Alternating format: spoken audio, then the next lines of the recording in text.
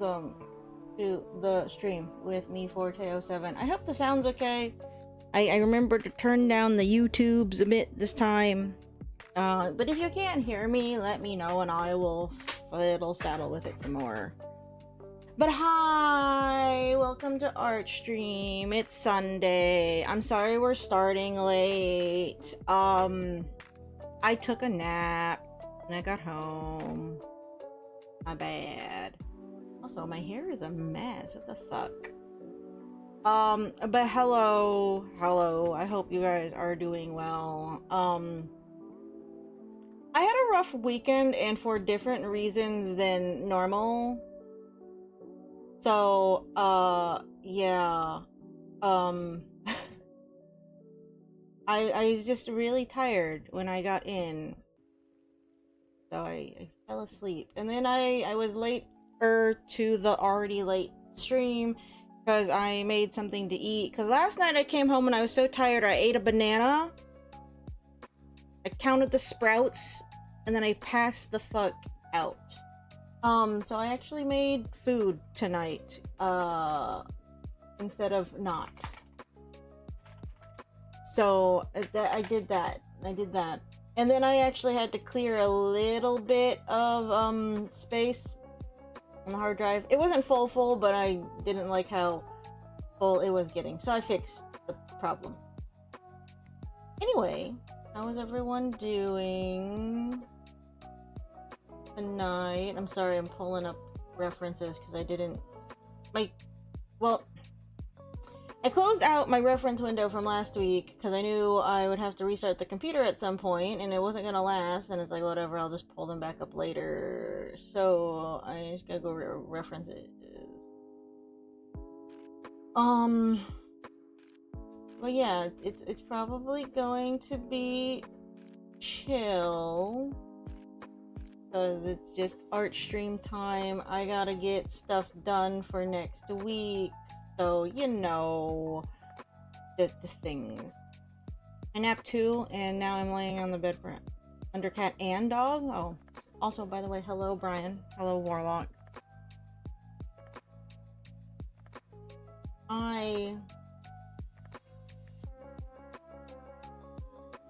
already said what I was up to. So that's it. Pretty much it.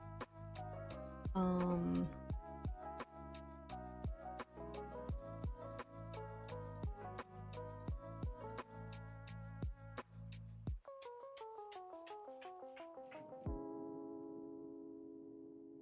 wanna hear a funny thing? I had wanted... Okay, hold on. I'm gonna go get an image. Because it's important for storytelling. So, last year, when Sonic X Shadow Generations was scheduled to come out, they had this collector's edition on pre-order. I kind of wanted to get it, missed the pre-orders, and it's like, okay, whatever. This is by limited run. Apparently, they still haven't sent these out. People who pre-ordered this haven't gotten it yet. The game's been out a year. About now. But they haven't even sent it out yet. So I'm glad I got the copy I got. Thank you, Brian, for the birthday gift of the game on time. Over the special edition or the collector's edition that would still not be here if that was the one that I got, because we would have had problems playing it the night that I wanted to play it.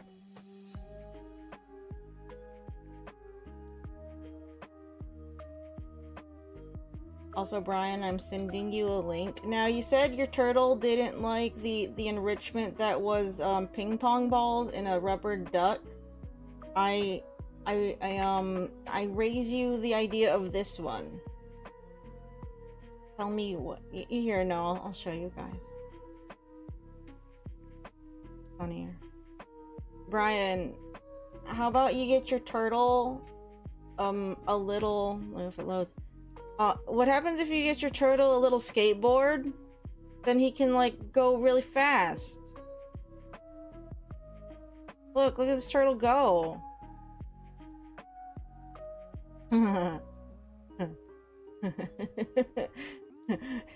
You should get your turtle a skateboard.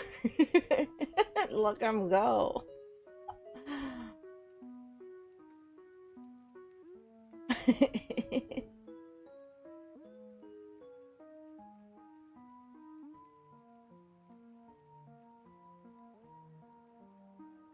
Yeah, you should get him a skateboard. But yeah, no, I keep seeing posts from people on Twitter about how they still haven't gotten their collector's edition of this game that's now been out a year. That's really funny and sad at the same time. I guess that's the one issue with pre-order culture sometimes. Of course, normally pre-orders nowadays it's not a problem. My issue with game pre-orders is how fucking lame they kind of are. Like,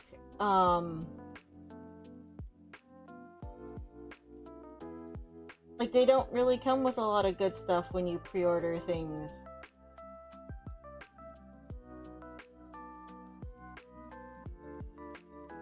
I mean, it depends on where you get it, but a lot of the time it hasn't been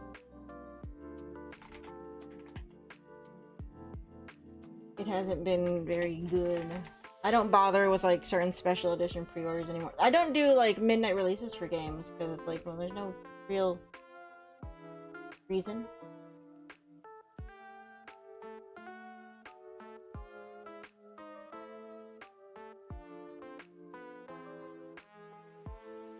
No, I'm still a little bit tired from yesterday. When I overdid it a bit at work.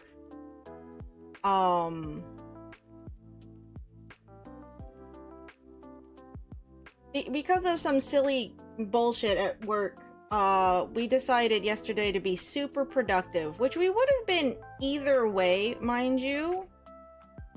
Not going into like a bunch of detail here, I'm gonna be vague, but either way, okay. Super productive at work yesterday.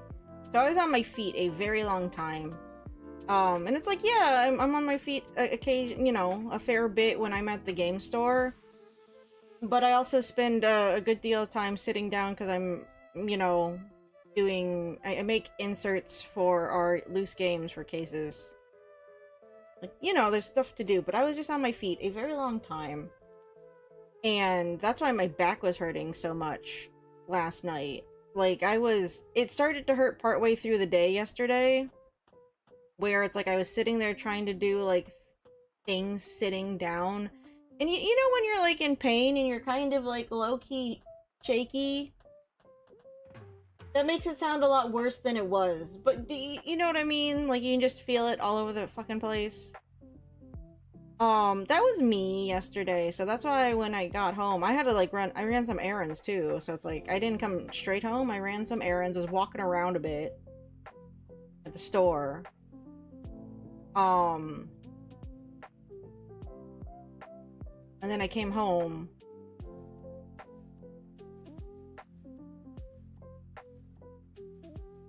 But it's just like, I wasn't feeling the greatest. Like, I was in too much pain to, like, sit up by that point once I got home. It's like, I'm going to go lie down.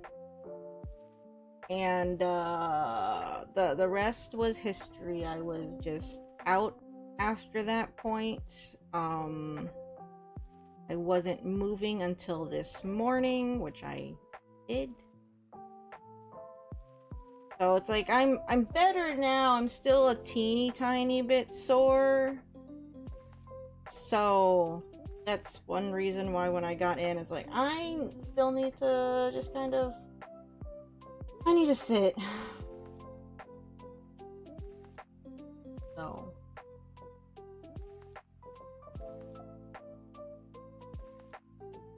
Today, though, at work, because we had our schedule change finally take effect, it wasn't too bad.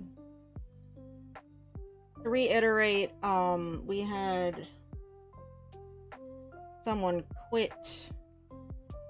Is the kid that kind of didn't do a lot at the store. Last week was his last day. So,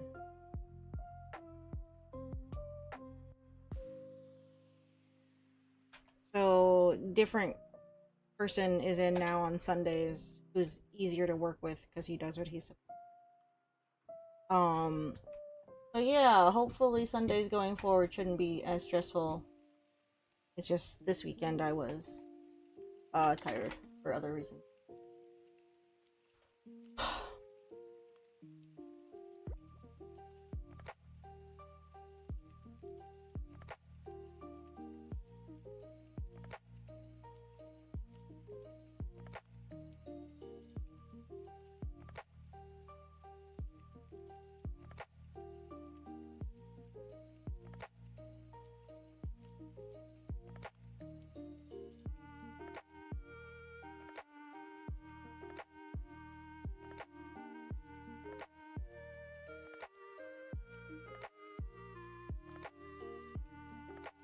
How do you even do this?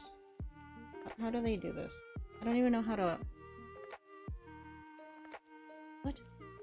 I don't know how to make this... I feel like this shouldn't be this hard. How do you do this? This? This doesn't look drawn right. How do you do this hand gesture? They do this in the movie, and if you're not aware of what it is, it's a K-pop way of showing your fans love because it symbolizes heart, I guess.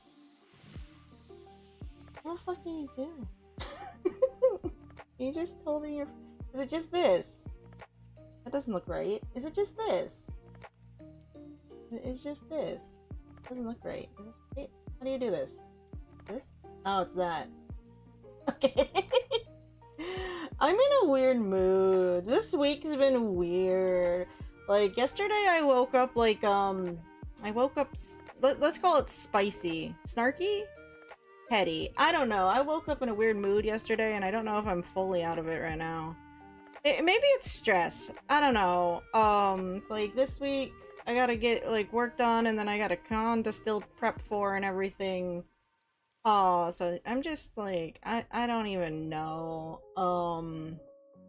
Gotta find a hotel room or an Airbnb for in a couple of weeks, and I'm out of town.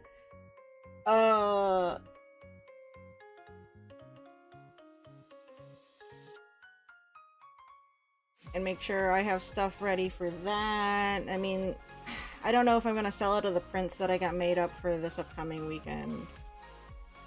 I'm a little bummed. It's like, I wanted to try and get a new printout for this, show, but it's like, I just didn't have time. I'm so picky when it comes to prints. And if you've been to, like, any of the streams where I've tried to work on prints, like, in the past, it's like, I just sit there and whine the whole damn time. Which I know, it's not much different than any of the other streams, but,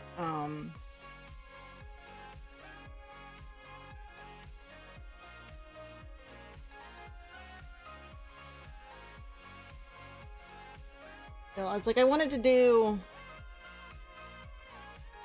like an Undertale, or not Undertale, a Deltarune, not a Deltarune print, a Silk Song print. I know the games I play and I like, I think.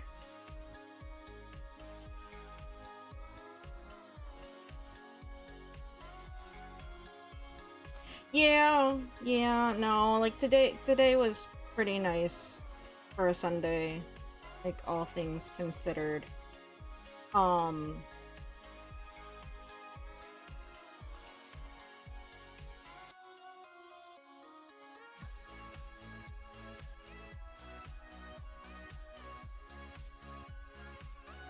Yesterday wasn't even all that bad too. Like the people I worked with yesterday were fun. It's just it was other things that led up to yesterday that just annoyed me. And I was like, I'm not gonna go into them in full detail.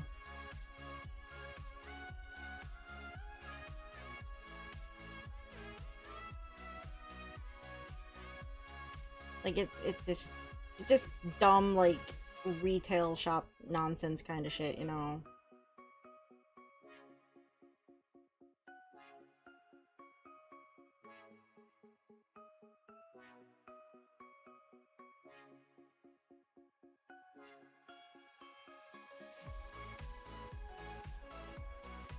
Oh, no problem, Brian. You have a good one. I'll see you tomorrow, because tomorrow's, dinner.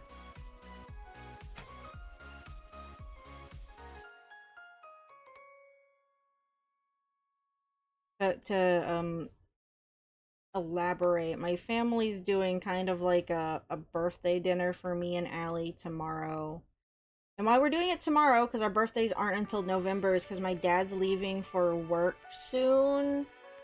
And he likes going to this one seafood boil place normally, like right before he leaves. And they figured, like, oh, we'll go for the girl's birthday, you know, which is fine. I like seafood boil. This place, though, I have to be careful because I've gotten food poisoning, not from the location we're going to, but from this chain. I have gotten, yeah, the Danger garlic butter.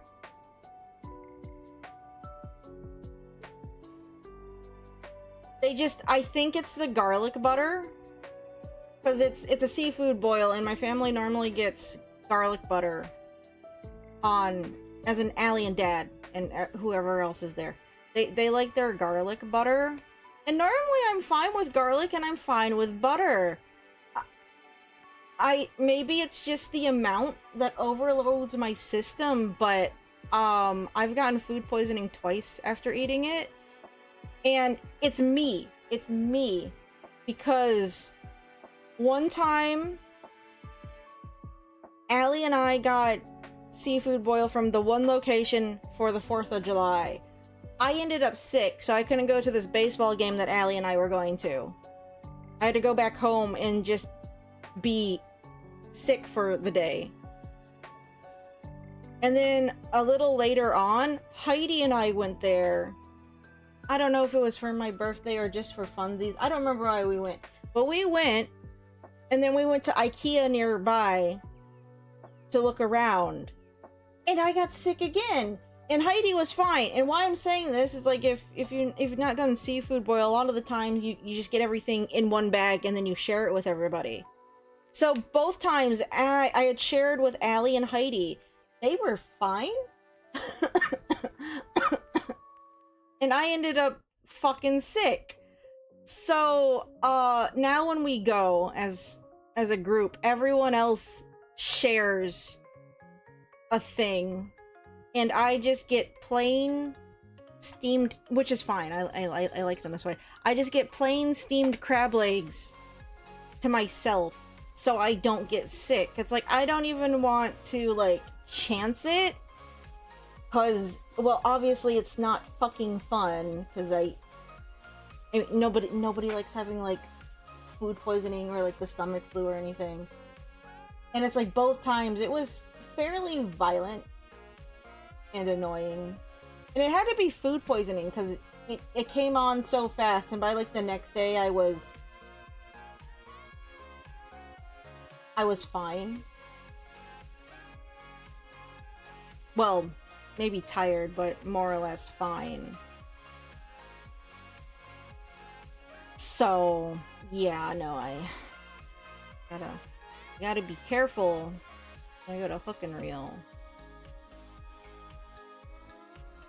I just think it's the obscene amount of garlic butter everything is just steamed in. My system doesn't like it or something. Or it may, maybe it's that place too? I'm not sure, because when I went out to California a few years back, we had gotten a seafood boil. Of course, maybe...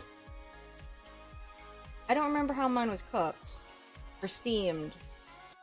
Allie and Kevin got like, Kevin was the friend we went with. They got a lot of like spicier options, and I don't like spicy, so they were kind enough to let me, or get me a just like a plain shrimp, so I didn't die from the spicy. And it was fairly spicy stuff. My friend Kevin's, he sweats pretty easily, and both Allie and him were dying from how spicy, hot, whatever their fucking shrimp was. Like, Kevin was sweating profusely. It's like, I don't know why you eat food that makes you do this. Purposefully. That happened to me and a GF once. We went for dinner and split this giant plate of chicken nachos, and I was fine, but she was up all night, alternating between fast forward and rewind. The one bad piece of chicken. I mean, possibly, but it's like, I don't know. Like, again, we don't... There's two locations for this particular seafood place that we could go to. Like, that's between, like, my parents' house and me. And obviously, I won't go to the one that I've gotten sick at twice. Because the first time for the 4th of July, Allie and I had picked it up to take it home to eat. And then the second time, Heidi and I had dined in at the same location. So we go to one that's a little ways away. It's about the same drive from my house to either or. Because like when we were the first time we went, they're like, oh, do we want to go to the one in Livonia or the one in Cannes? I have 2 cities nearby that have them, right? And I'm just doxing myself. So you guys know I live in Michigan. Those are just 2 cities in Michigan. Whatever. Who cares? Anyway. And I was like, oh, I do not want to go to the one in Canton. It's like, no, I'll die. See, and also if you were smart and you pieced it together and you knew that I lived in Michigan and I said I went to one and then I went to an IKEA, you could look up where the IKEA was in Michigan and see that it's in Canton, because there's only one IKEA in Michigan and it's in that city. So whatever. I don't know why I'm worried about this right now. Anyway, but yeah, it's like, no, we're going to that other location because I don't want to spend the rest of the night sick. It's like, oh yeah, let's go there for a birthday dinner, and then I end up fucking sick because of it. It's like, happy birthday to me, I got food poisoning, yay! No. The few times we've been to this other location, I've been fine, and again, I just take the extra precaution. It's like, I'm going to get my own thing that's plain, because I just don't want to die. I feel like I almost got sent to Livonia once. Not my previous job, but the one before I had a... Oh, okay. Livonia's fine. Like, there's nothing wrong with, like, the area.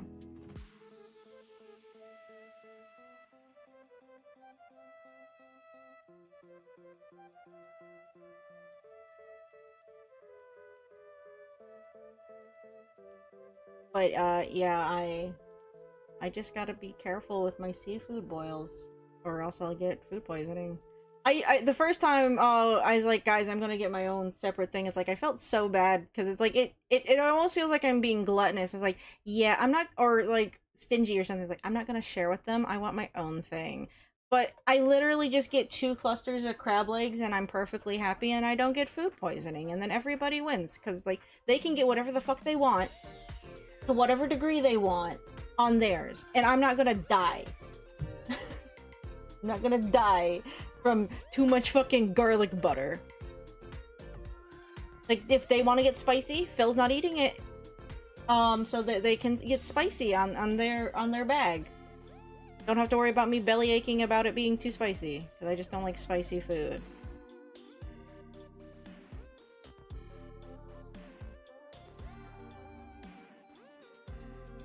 But yeah, no, it's just stupid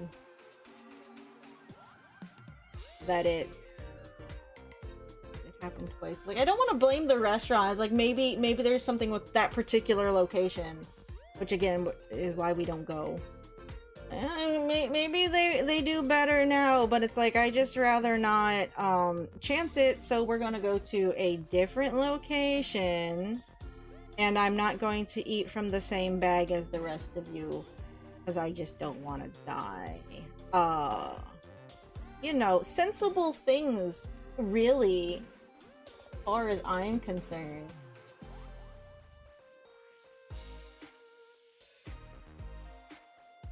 Oh, we get to see, because we changed that setting last time. We get to see, because I've actually clicked out into Google a lot. We get to see if that setting does actually prevent it from double clicking, because we usually get like the double click nonsense at least once per stream, if not twice. So let's see how long it holds out. I forgot that we changed it. Again, it's not a problem on my other computer, so I don't have to keep an eye out on it there.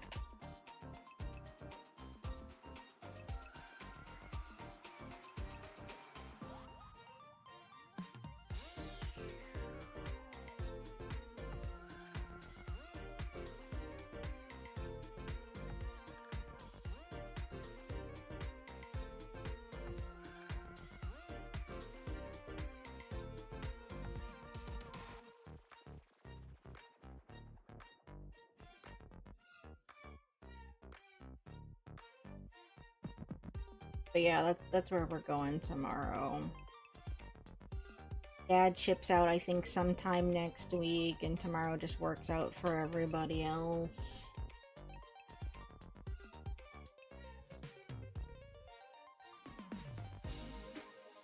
And my whole thing is I just don't want to get food poisoning. I think we got it figured out, though, and with my precautions. Like, okay, I should live, is what I'm saying. Actually, now that I've mentioned it, I forgot to say, we probably won't have a stream tomorrow night because I'm going to be out. I forgot that we were doing it, so it's like, I mean, it's just another Pokemon night, so it's not a big deal.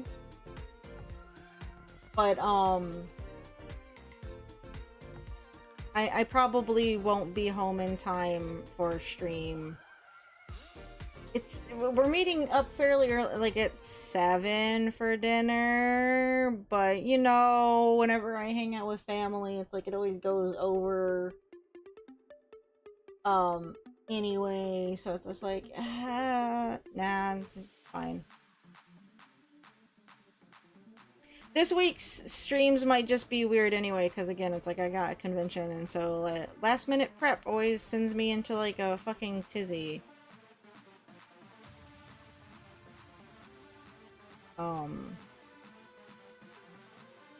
So we will see how the rest of this week goes.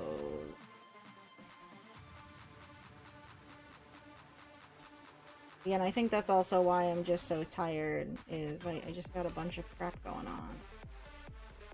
I've also just been really tired this whole month. Like, I'm blaming the weather, because it wasn't like as gradual of a change into fall as it normally is. Normally in this state, like September, it starts to get chilly. Like you'll have warm days, but like chilly mornings. And by October, it's gotten, you know, cold and rainy and windy. And like I complained about, I think the other day, it's like I couldn't go to the apple orchard because it was 89 degrees out. It's like, you don't go to the apple orchard when it's 89 degrees out. Not in Michigan, not when you're used to it being, you know, chilly. It's like you can't get like a warm donut and a thing of apple cider when it's that fucking hot out. It's just, it's not right. Not how it works. So, because it was like so warm at the beginning of the month, and then the next week it just dropped down, what, 30 degrees? It went from 89 down to the 50s. I just, no, I'm dying. That's the long and short of it. It's like, I think I'm just dying. Like, I've just been really tired this whole month.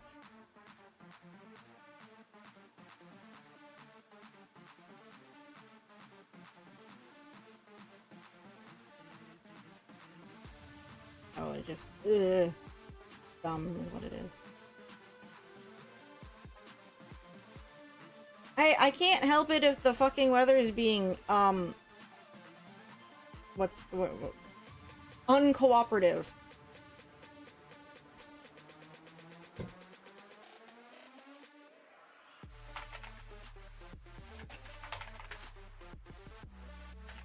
Okay, so we're gonna get these sketches done, throw lines on these. I don't know if I'm gonna work on the mics tonight or not, because there's like such a...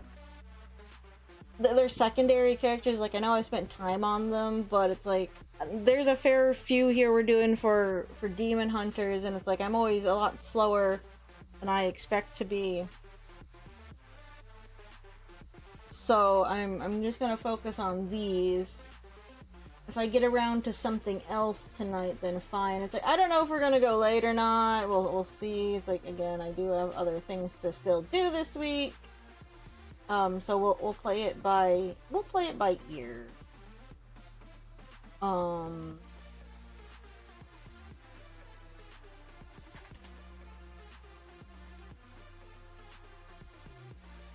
That's the plan anyway.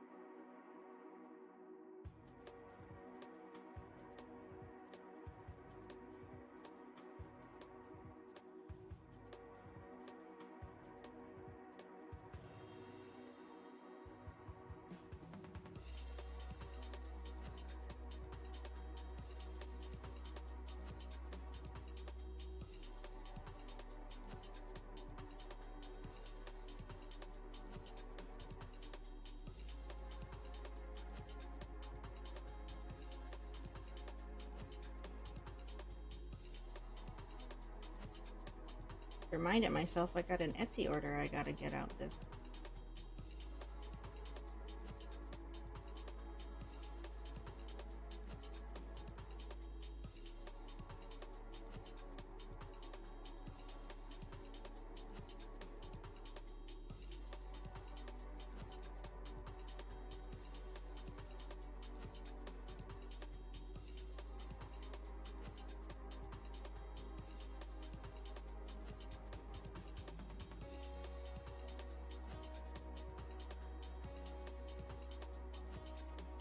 But yeah, it's just gonna be chill.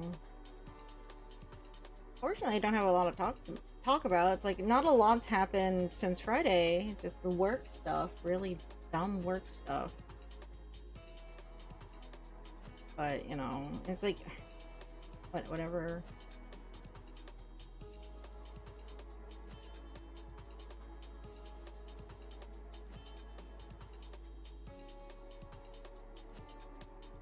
Anything fun happening over on your neck or your coast, Warlock?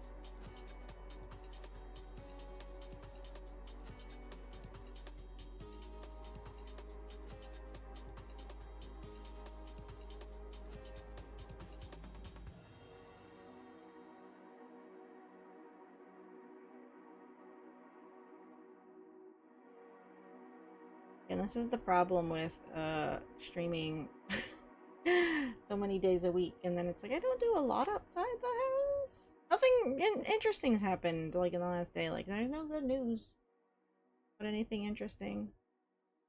Don't think. Nothing that I'm interested in.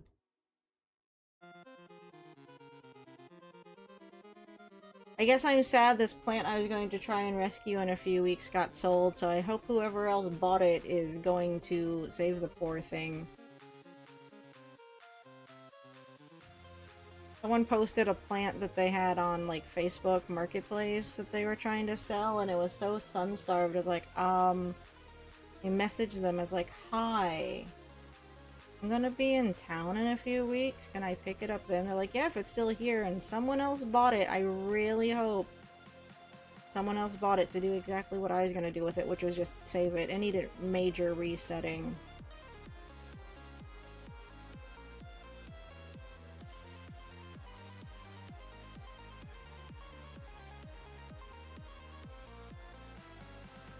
I mean, I can talk about my plants, but nothing super interesting has happened with them in the last day.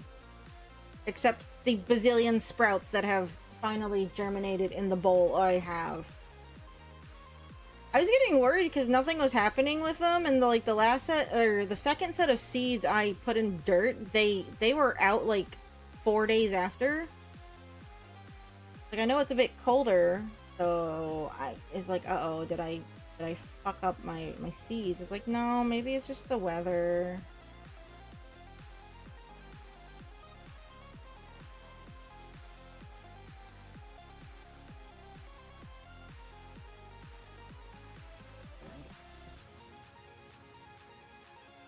I decided to go to the archery range for the first time in years, and your car key disintegrated? I need an elaboration on what that means.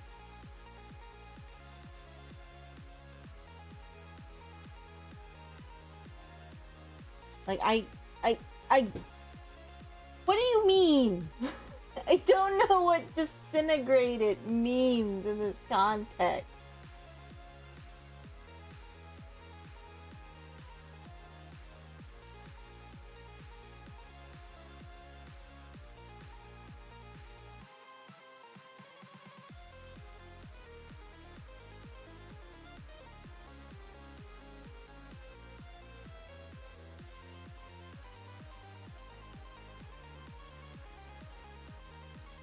It's a 2009 RAV4, so it's the old school car key that's actually a metal key with a remote built in.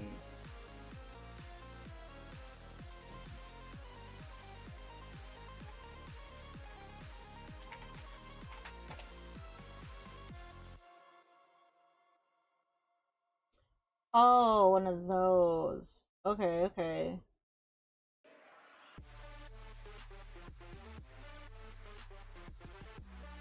Did so? I still don't.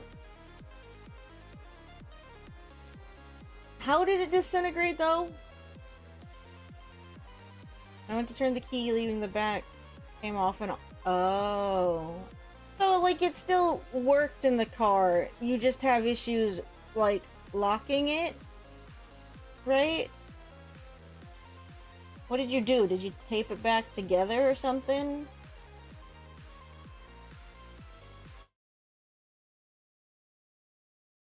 I have one of those keys that does that switchblade thingy.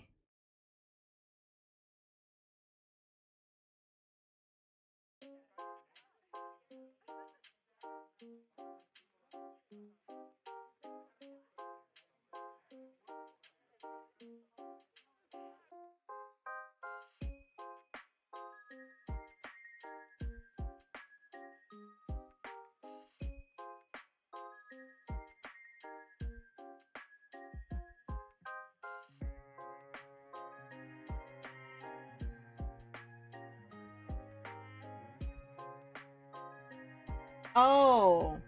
Oh. Oh. See, I thought maybe like a part of it, you know, stayed like the one half of the plastic stayed stuck to the key, and it was just like the one back. Man, see, okay, this is the one issue that I have with the setting that we have on. It's like when I click in here, it has to tell me that the fucking tablet is on. If I try to draw right away, it just doesn't do what I want it to. That's a little annoying.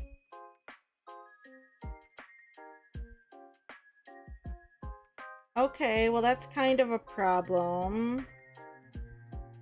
So what did you do about it?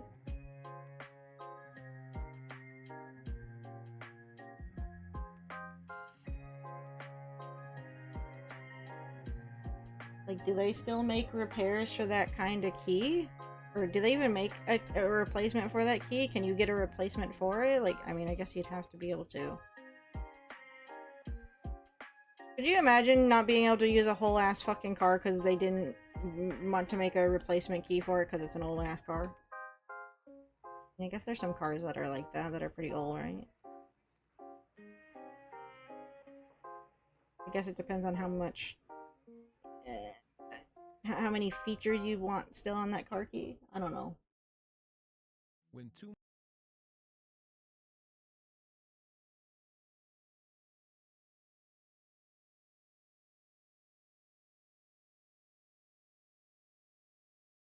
How?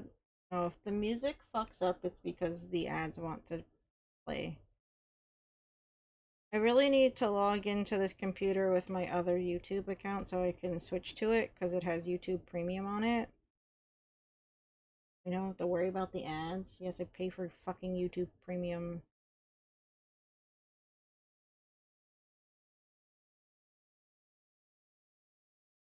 But I prefer it because if I had to deal with ads all the time on my YouTube when I'm watching my video essays, I would put my fist through something.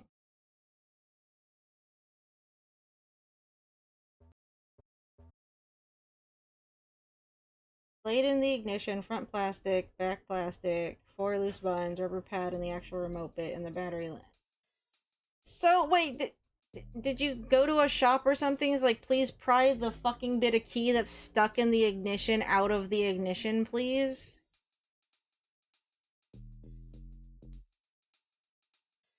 I guess I'm like, how the fuck did you get the thing out of the fucking ignition if it got stuck in there?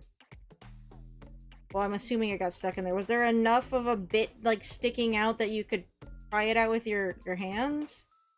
Or pull it out, rather? You know what I mean.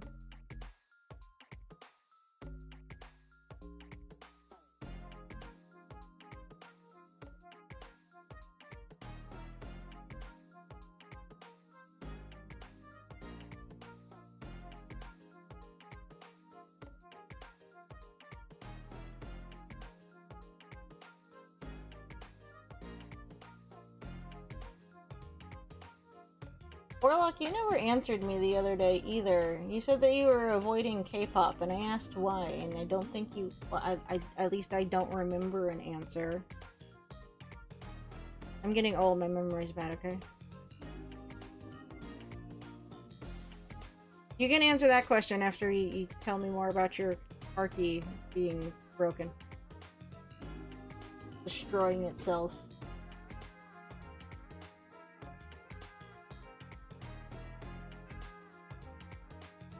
It was actually okay. This was a funny thing. Well, an amusing thing that happened this morning. My phone was dead because I passed out, so my phone didn't connect to the car when I got in it, and I was humming "Golden" from K-pop Demon Hunters. Like, man, I can't even listen to it because my phone's dead. It was playing on the radio, like it had just started on the radio when I turned my car on, and I switched over to the radio. I was like, oh, okay, well that problem's solved. Thanks, radio. That's neat.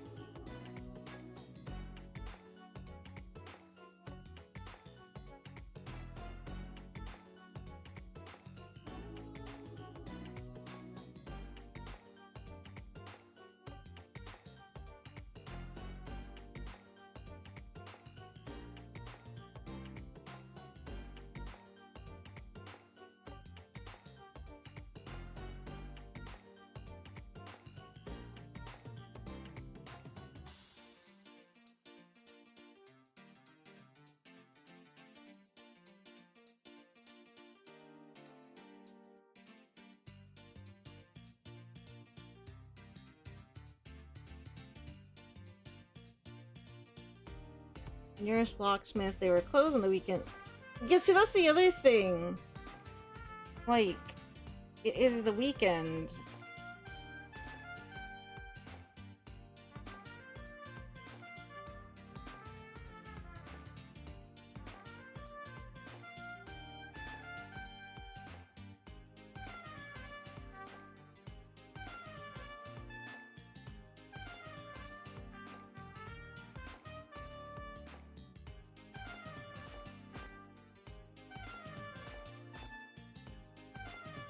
Managed to fit the blade back into one of the plastic pieces and drove to the hardware store. Did they have a protective cover thingy?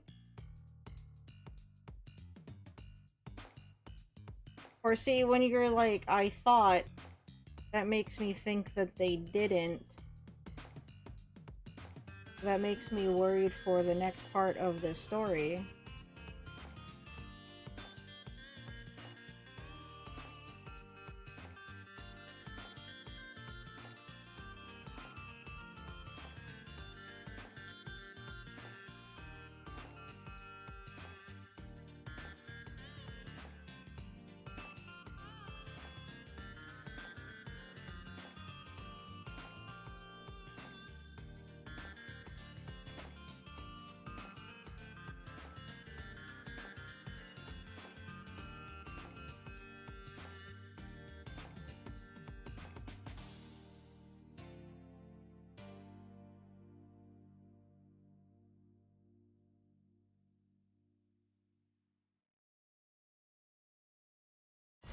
You're different.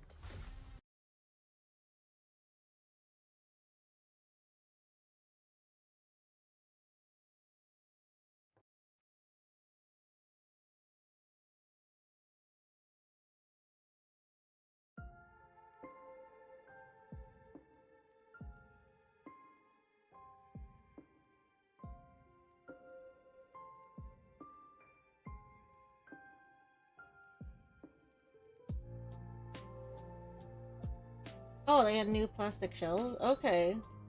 That's good. They can cut car keys like that? Like, did you just have to get the key cut at their machine? Oh, okay.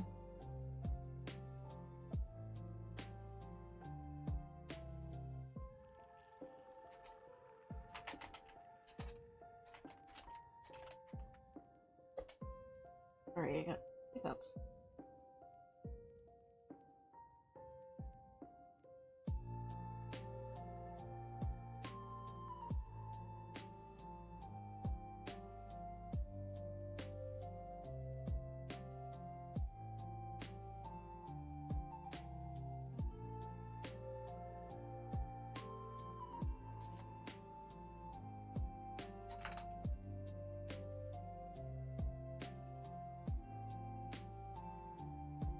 They don't even have the old machines anymore that holds both keys and copy. The one scans. Oh.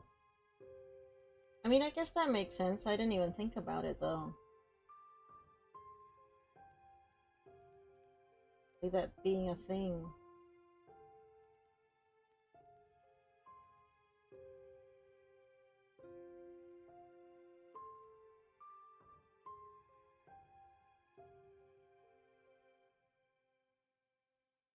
Huh.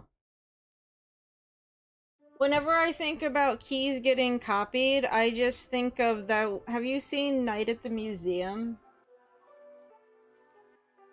With Ben Stiller, was it? They have those old guards that they're looking for someone to take over for them so they can go in and steal the tablet that brings the museum to life. Okay. So, spoilers for Night at the Museum. Ben Stiller's character gets hired as the new security guard at the museum. And he needs it to work out because he's divorced with his wife, and, you know, she thinks he's a deadbeat who can't hold down a job, and, you know, he wants to be able to see his son. Because he brings his son to the museum at one point. This is important, I guess.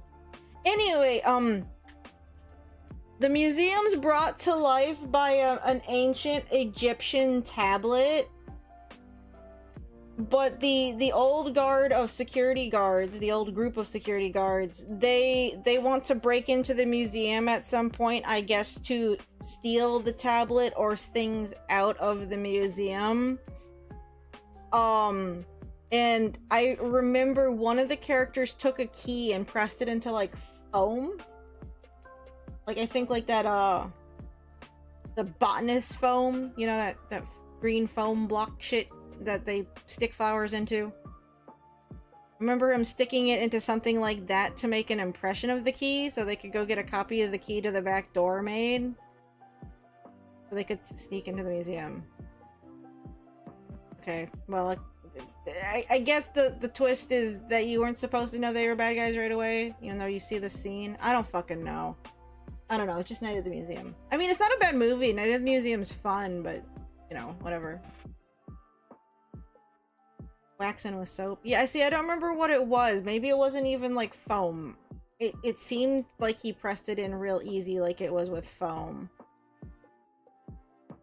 It's also been a while since I've seen Night at the Museum, so I could just be having a bit. I don't know.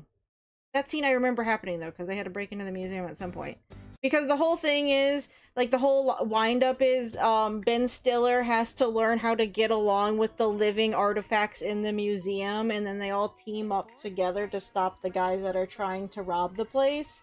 Because if the Egyptian tablet leaves the museum, they don't get to come back to life. And the problem with that, because he's like, well, that's fine. Like, the museum should not move. It's revealed during the movie, because Ben Stiller asks Robin Williams, who's playing Teddy Roosevelt, like a wax statue of Teddy Roosevelt. He's like, why don't the things escape from the museum? It's because at sunrise, the effects of the tablet wear off because it only happens at night. And if someone's outside the museum when the tablet goes dormant, they turn into dust, I'm pretty sure was the thing.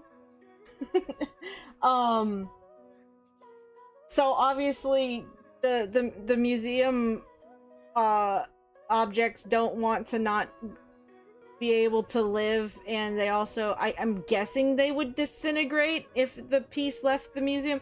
I don't fucking know. Somehow they did a sequel, because they go to the Smithsonian in Washington, and I think the tablet's being loaned there for, like, an exhibit. Ben Stiller meets Amelia Earhart, and I think there's, like, a low-key or, like, romantic twist to it, which is really weird, because she's, like, you know, a wax figure or something, and not actually Amelia Earhart. I only saw the second one, like, once.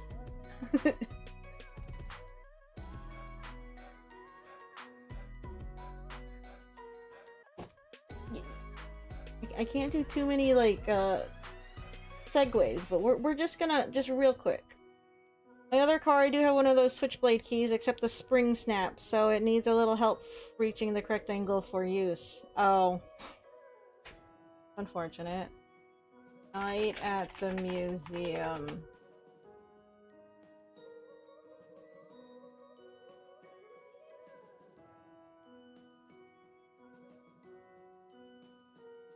Larry Daly is a divorced, aspiring inventor bouncing between jobs and apartment. Ex-wife, sympathetic to situation, considers him a bad example to their 10-year-old son.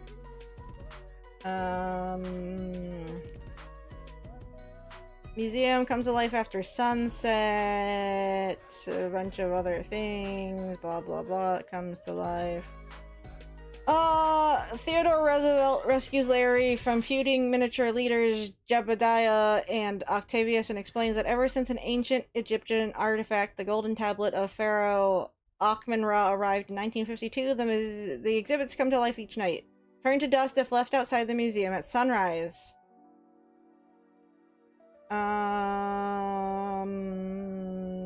Okay, let's see. They gotta get along.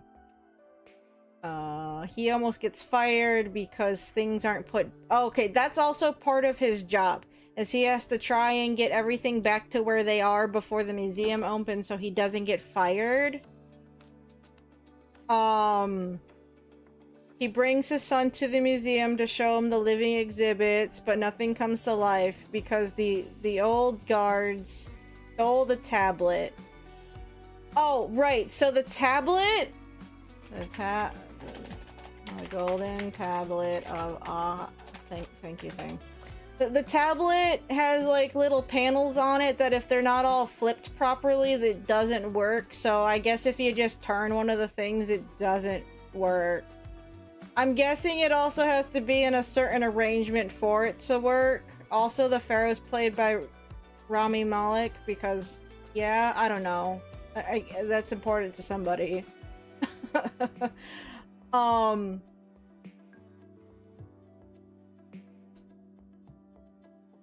Plotted to steal it along with the other artifacts to fund their retirement. Because, you know, it's super easy to sell stolen museum artifacts. A black market, I guess. You know, that no one can trace that. Dumb.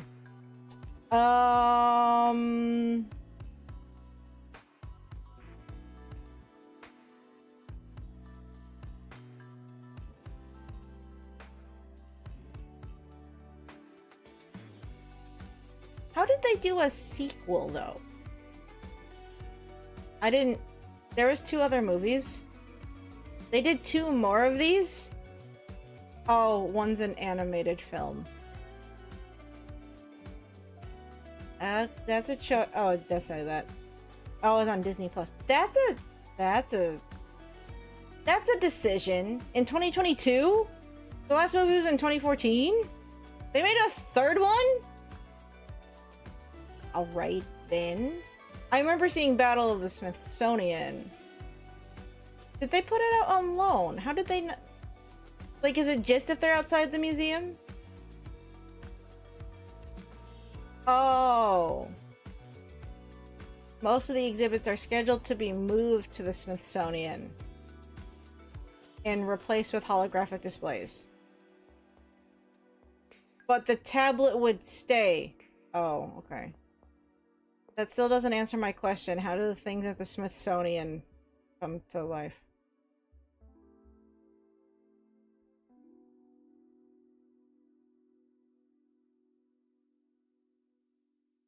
Dexter the monkey brought the tablet to the Smithsonian. Oh.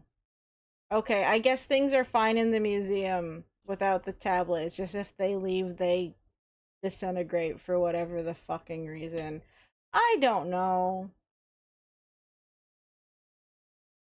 Oh, the tablet can open the gate of the underworld. I really don't remember this movie. Okay, we're gonna close that out now because I don't know what the fuck's going on. Also, I was out of the room, so I came back to hear you say, oh, yeah! Last week when we were working on these, you said that you were avoiding K-pop Demon Hunters, and I asked why, and I don't remember ever getting an answer, but I'm also old and my memory's bad, and I was just now going on about Night at the Museum, so, you know. I was probably going on about nonsense last week, too, so there's a good chance I just missed it.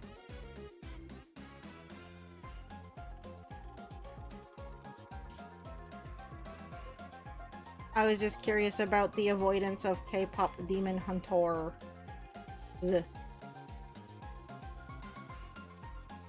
I was gonna recommend, if it's playing in your area next weekend, this upcoming weekend, Halloween weekend, they are bringing the sing-along version, I think, back to theaters. Sure, you have to deal with people singing along, but I think the numbers just hit better when it's on the big screen, personally. That's how I first saw it, so...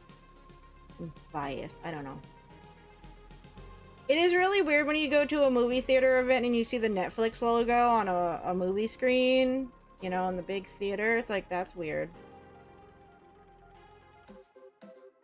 You know, gotta keep the branding on it. Makes sense.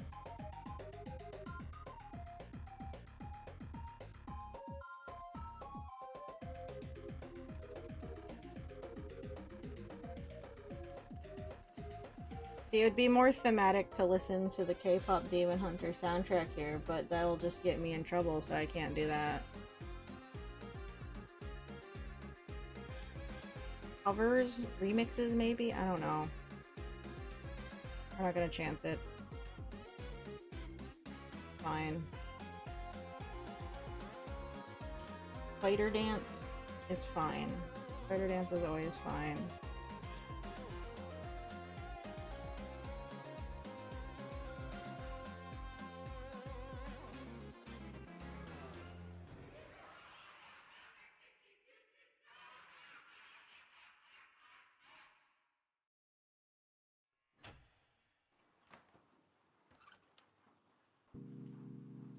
K-pop is I don't know. What I've seen of it from a slightly obsessed friend, it's like listening to boy band music that also occasionally gives me the nails on a chalkboard effect in my ears.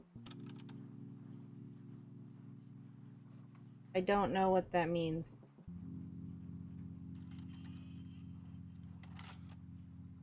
Do you not like K-pop? Like in general, not the movie.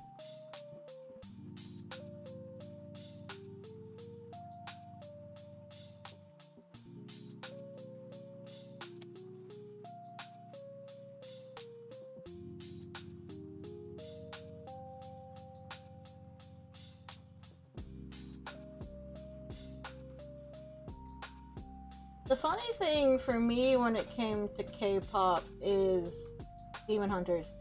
Is I remember seeing, god damn it.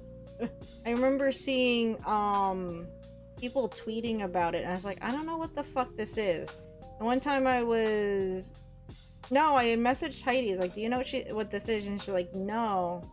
Like, oh, because Heidi likes K-pop and you know, I'm obviously she must know about something that has K-pop in the title. If she didn't, is she really a true K-pop fan? No. That's a joke. It's like I'd seen people talking about it and it wasn't until like later that I thought it was like a TV show for some reason, because I mean Netflix has movies. But it's like people talking about it being on Netflix, like, oh, is this just like a Netflix series or something? It's like, well, I don't have Netflix, so I guess I'm not gonna see it.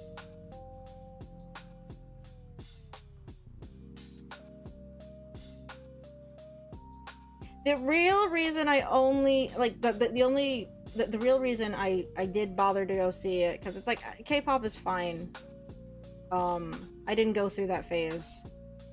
I listened to the stuff Heidi liked, you know, because she liked it. She was really big into the band Super Junior. K-pop actually is the reason Heidi moved to Korea and lived there for 8 years, basically. Heidi is fluent in Korean and lived over there for 8 years. Now, she was interested in teaching, you know, children English in Korea, and that's what she was going to school for. But she did follow her bands around both Korea and Japan. She would go see them occasionally in Japan. So Heidi was really big into K-pop. Hold on, I gotta go get something for a funny story.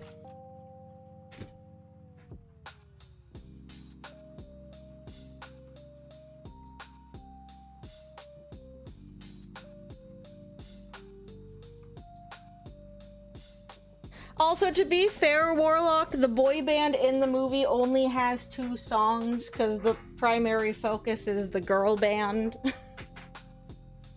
Heidi did say the beginning of it was kind of cringe because it was kind of on the nose.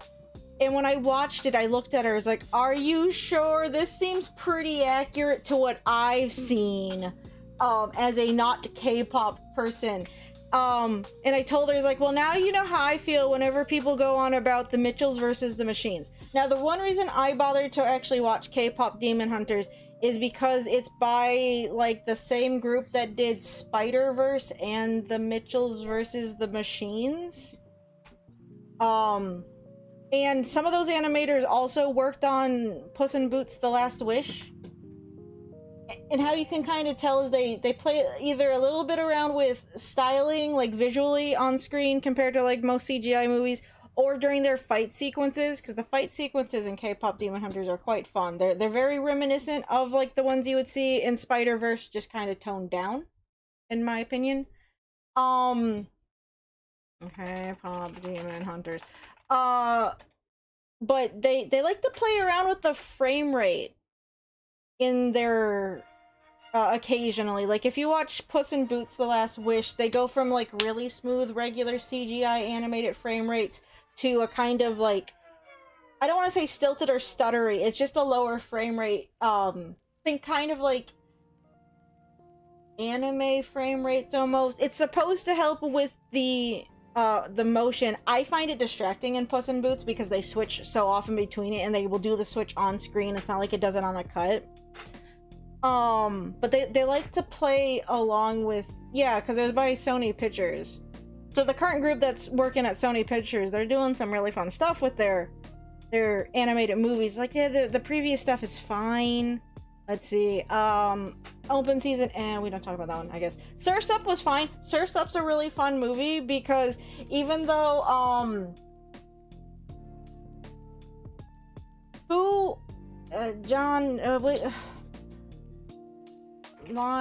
don't want to put live action Lion King. The new Lion King is not live action, it's all CGI. I hate the term live action Lion King. It's not. They didn't get actual lions. Who was Jon Favreau? Jon Favreau went on about how it was so amazing for Lion King 2019 that they made like a digital environment, and to get the camera angles to make them kind of feel like documentary style, like nature documentary style, like camera work. They're like, oh, we put on VR headsets and then we could just do camera movements and that, and they acted like that was like brand new technology. Surf's Up did it first. They did like a whole 3D like animated environment, and they actually had cameras rigged up to like motion tracking devices, because they didn't have VR headsets as, you know, readily available back when Surf's Up was made, you know, in the early 2000s. But they had a camera with motion tracking devices on it, so they can move it around in the 3D animation program. So while the animated bits they had done were moving around, they could move the camera in real time in it to get that more handheld camera feel in Surf's Up. I really like Surf's Up. It's a fun movie. If you haven't seen Surf's Up, go watch Surf's Up, I guess.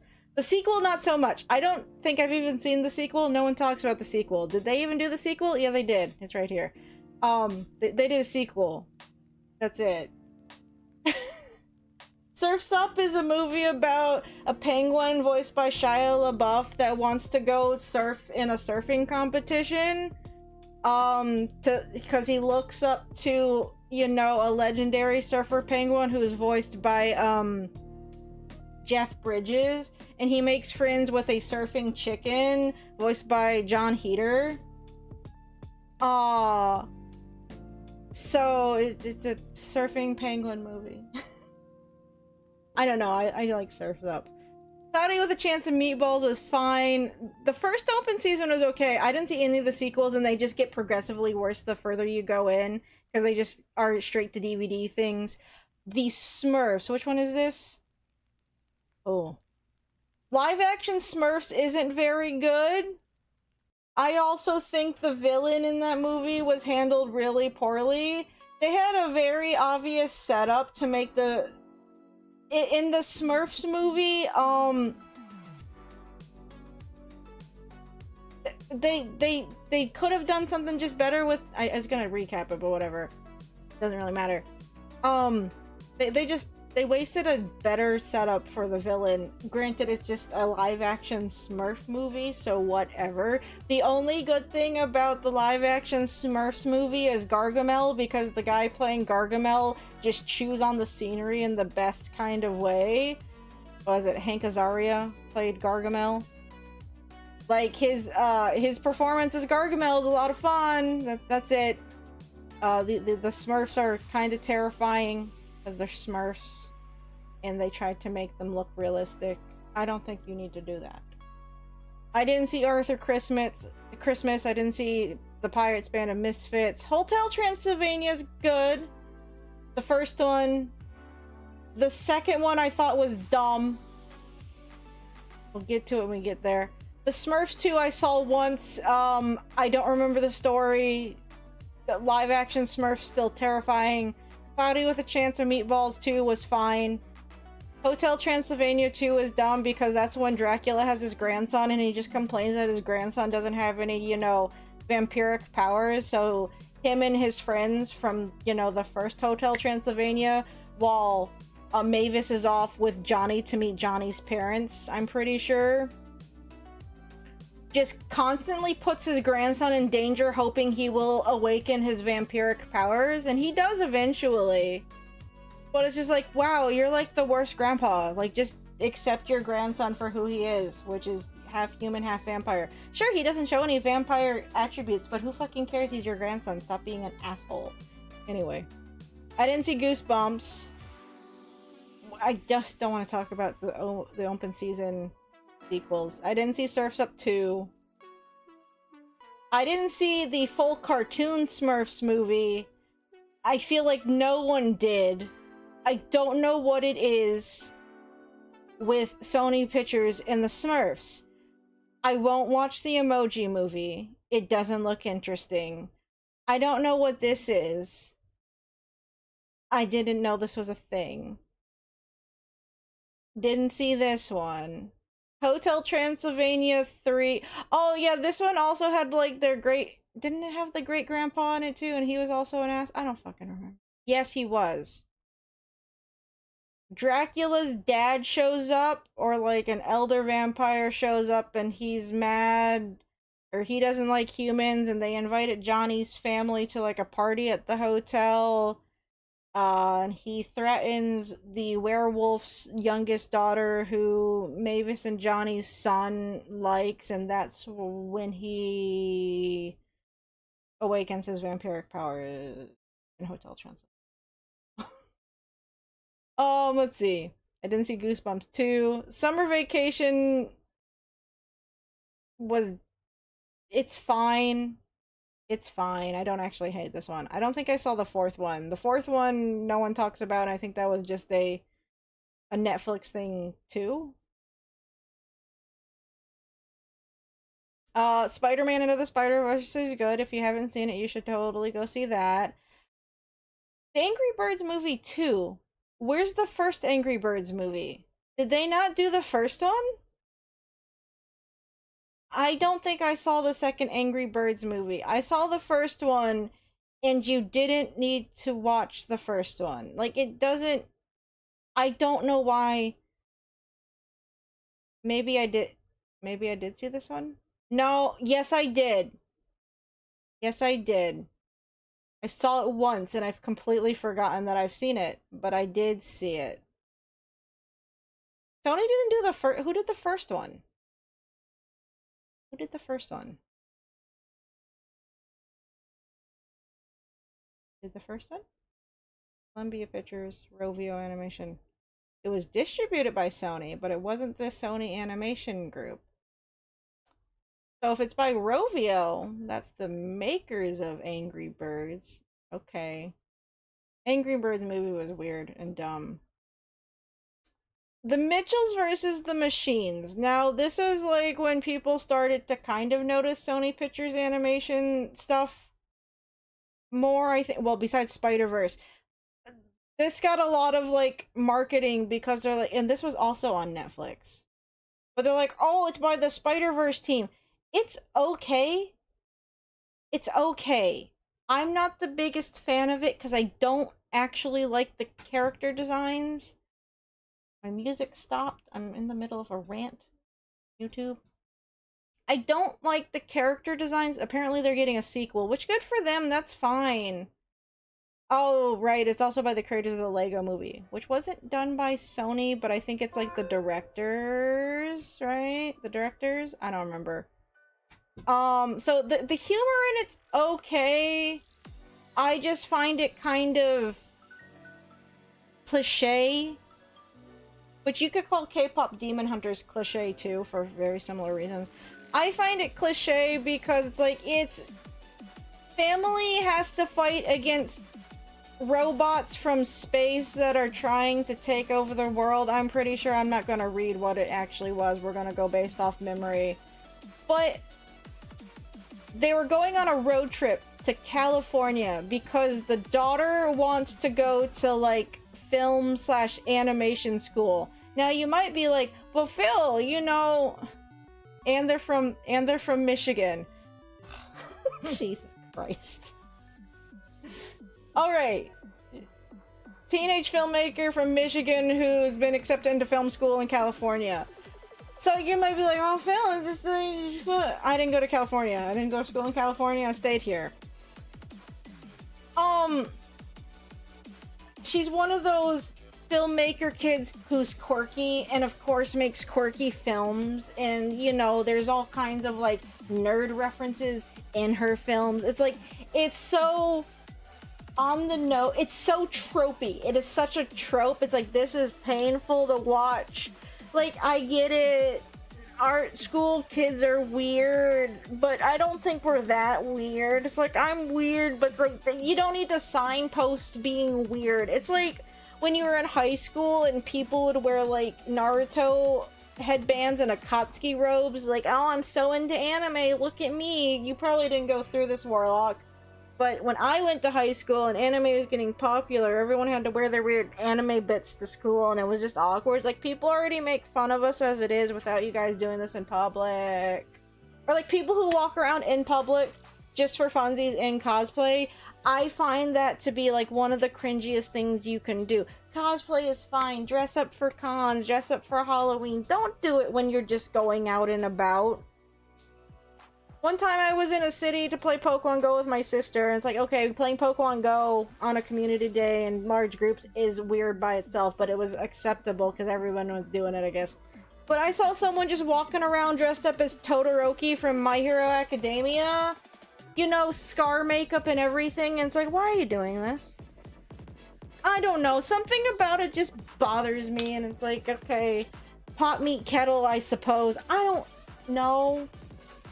But no, it's like this movie, it's like cliche family road trip thing with like sci-fi elements in a way. It's like, it's fine, but I just didn't. It's like, whatever. I watched it once. It's like, maybe if I watched it a second time I would feel better about it. But I didn't like the character designs in it because they do just like little dots for the pupils, which fine, but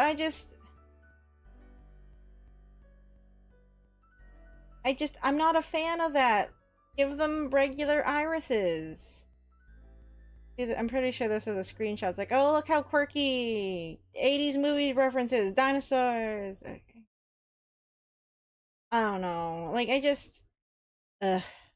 The dad character's funny. If you ever saw Cloudy with a Chance of Meatballs, the dad character is very similar to the dad character from Cloudy with a Chance of Meatballs, in that, you know, he's kind of old-fashioned and new technology scares him, and he doesn't understand his quirky, weird child, but he still loves them anyway. They're basically the same character at the end of the day. Whatever. I don't know. I mean, it's fine. I wasn't a fan of it. I tried watching Wish Dragon. I didn't finish watching Wish Dragon. That was also on Netflix. I heard briefly of Vivo, didn't see Vivo. Didn't watch this one because I didn't care. Across the Spider-Verse is really good. If you haven't seen Across the Spider-Verse, go see Across the Spider-Verse. They do some really wonderful things just with color and like kind of abstract backgrounds in it that are tied to like very heavily emotional periods in the film. Like Spider-Verse, the Spider-Verse series is a lot of fun because the first one, a bunch of the shots you could easily equate to like comic book panels. Like they're really trying to be kind of artsy with it, and it works out really well. They kind of do that in Spider-Verse, but they're playing around with it, I think, a little bit more artistically and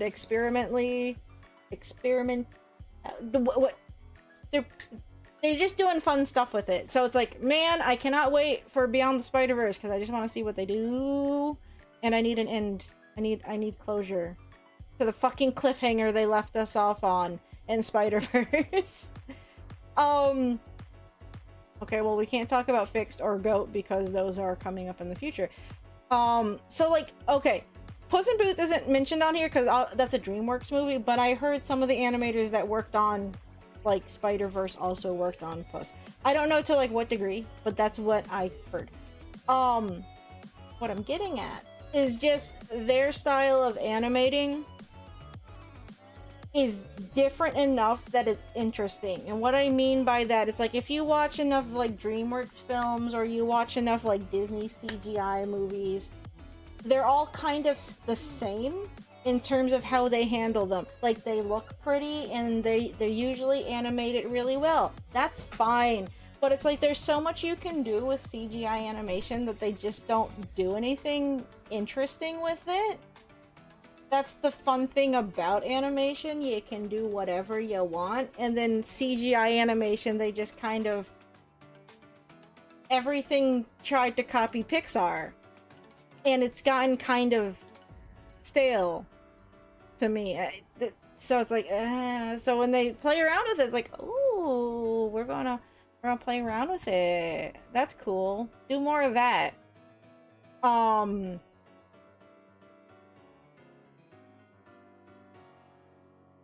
It's like, and even K-pop to a degree, I guess, is kind of standard. They play with the frame rate a little bit here and there, and again, the combat sequences are nice. It's like they have some really nice sequences, and I guess they kind of go into weird abstract land occasionally, not the same way that Spider-Verse does, but like characters during the song will go into obvious, let's say, pocket dimensions that obviously are not the real world, but they match more thematically with the song. Not all of the time, but a little bit. Like, it's not a musical where they are performing and singing the thing in a town diegetically or whatever. They are going to weird separate song space. Not a lot. I'm making it sound a lot more fancy than it is, because most of the song numbers in K-pop Demon Hunters are structured as if they are performing for an audience because it's tied to the story. I still think you should watch it, Warlock. I understand avoiding... This is a very long way around for me to say. I think you should still watch it because just as a movie, it is pretty well done and pretty entertaining. Even if you don't like K-pop, I think. Like, the songs aren't anything crazy.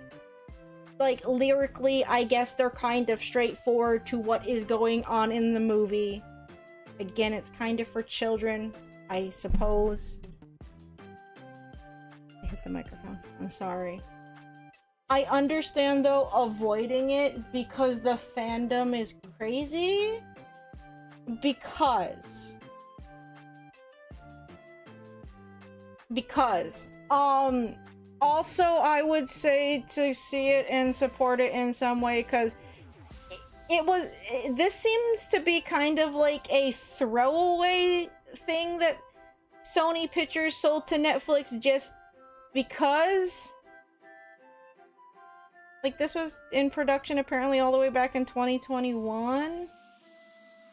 And then they just sold it to Netflix. But it's like, I mean, a lot of stuff goes to Netflix from Sony, it seems. I don't know. I'm just saying, I get it. Because at first I was like, I'm not really into K-pop. It's fine. Maybe just give it like one watch. You don't do the sing-along version if you think it's gonna be cringe. When I went to the sing-along version, it's very cozy. Like, yes, everyone did sing along. It's like, man, I don't know what's going on. But like, they just I think it's fine. It's a story about acceptance and living with, you know, there's a nice message in it. It has catchy K-pop songs on it, and they're all flashy. But see, I'm also a sucker. Now, I was just going on about musicals. I'm a sucker for giant musical numbers. Now, this is different because these are, again, set up as, like, concert stage shows. But it's like, I also like kind of flashy concert stage shows. Also, they have, you know, group synchronized dancing, and I'm a sucker for that. Whenever Heidi is like, oh, this new album dropped from this group, I was like, do they have any really fun music videos where all the members are dancing in sync and they have, like, flowy clothes? Because I like those. So she would just send me random stuff. Now, I got up for another story. I'm going to get back to drawing here in a second. I'm over here in a segue land. Let me be in segue land for half a minute.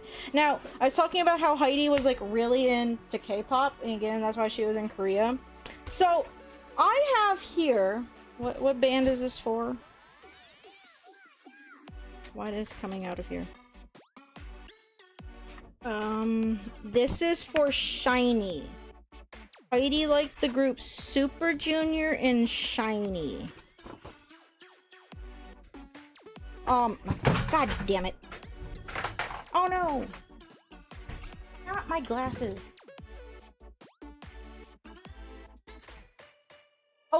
So what I have here are 3 random shiny albums.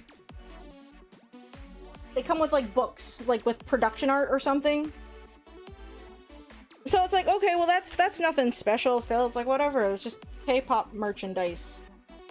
You know, they got books with like K-pop boy band pictures in it. It's like, okay, great. You guys did a photo shoot, neat, and you made it a book. But what's funny about these, the only reason why I have them is Heidi gave me these. They have the CDs. They don't have the cards in them. Now, these came from what Heidi told me. Photo shoot stuff. These came, I guess, with collector's cards for the different members in the group. This is a 5-member group. Yeah, it looks like a 5-member group. Because some of the ones she followed were, like, bigger than that. Because some K-pop groups get ridiculous in the number of members they will have. So those came with collector's cards for the different members. When Heidi first moved to Korea, I had actually helped her pack. I went over to her house and we spent the whole night trying to get whatever we could into like 2 giant suitcases. But she couldn't take everything with her, obviously. She had, of all 3 of these albums, these all come with CDs. These are albums. These are from 2013. She had at least 2 dozen of all 3 of these because she really wanted all of the cards. I don't know how many cards they made for each set, but she really wanted the cards. Because you only got 1 card per album, it meant you had to buy multiple if you wanted a whole set. She was also looking for cards for the one specific member, Key, who unfortunately I think passed away a while ago, so that is very sad. But yeah, she had at least 2 dozen of like each of these. They were just giant stacks in her bedroom. So I took, 1 of each because it's like, well, I obviously don't need more than 1. I'm bringing it up just because Heidi was really, really, really big, and I mean, she's still into K-pop, just not as much, obviously, because she's not living over there and she's not following around her band because she is over here. She only moved back to the States because of COVID, and quarantine things. So, did my music stop again? Oh, it's just having trouble loading. But, oh, I remember why I went on that giant segue.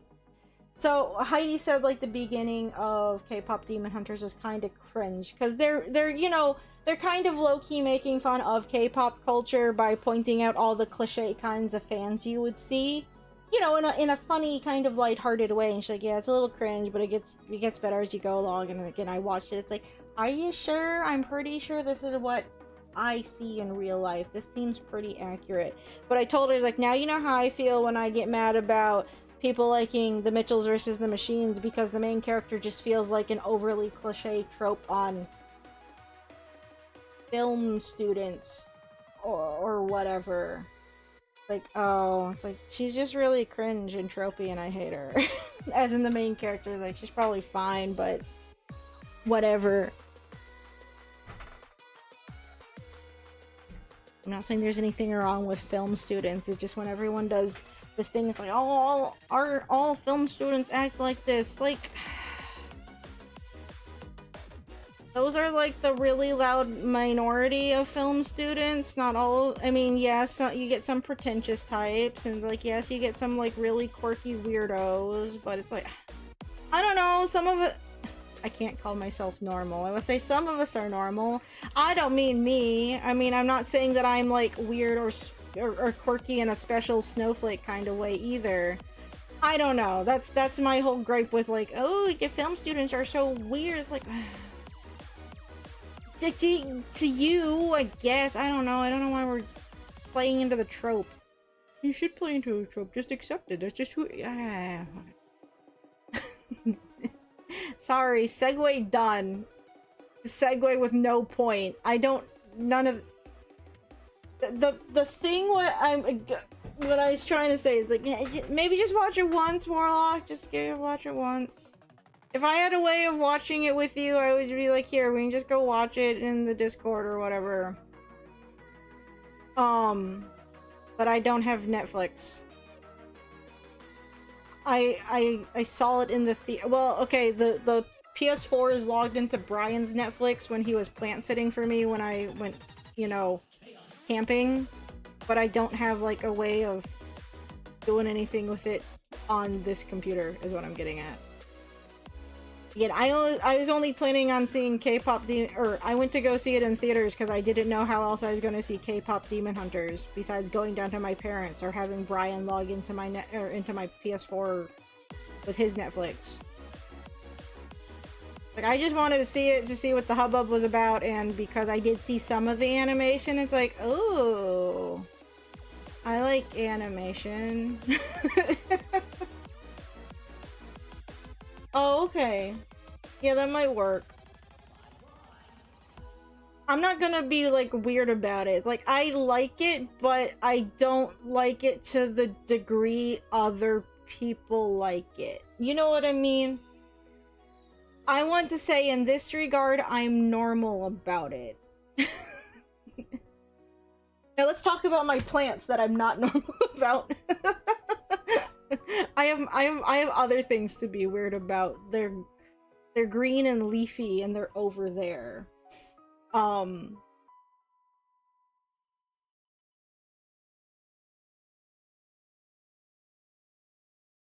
But no, I totally get, like, avoiding something because of just people being, like, overly obsessed with it. It was kind of funny / cringe, I guess. Last night, I went to the craft store after work. I went to the craft store, to Target, and then to Meijer. And I went to the craft store because I was looking for a glass bowl because my artillery plant probably needs to be sequestered into a terrarium. So it also doesn't, I don't want to say infect, but the artillery plant is called such because it has this ability of launching its seeds, its spores, its whatever, really far away, apparently with an audible pop. Allegedly. I have not seen or heard videos of this. Anyway, because they're so good at launching their seeds, that means they can get everywhere, which is why I had a straggler in a pot. So I saw on, like, Reddit, someone's like, I keep mine in a terrarium so it doesn't get all over the place. Because I guess cleaning the spores or whatever off the walls is also a pain in the ass. And I don't want to deal with that. So I need to make a terrarium for my one plant now, apparently. So I went to Michael's to go look for a glass container. I found one. I just have to go get, like, the stuff for the different layers. I gotta go find, like, clay balls and regular potting soil. I guess you can't use what I have in... I need to look more into that. I don't know if the succulent or the cactus mix I have is good enough for a terrarium. It might not be good enough for the plant in question, because it might not hold water well enough for it. I don't know. Either way, I have to make a terrarium now. But I did find something fun at the craft store. They were on clearance. Hold on. Again.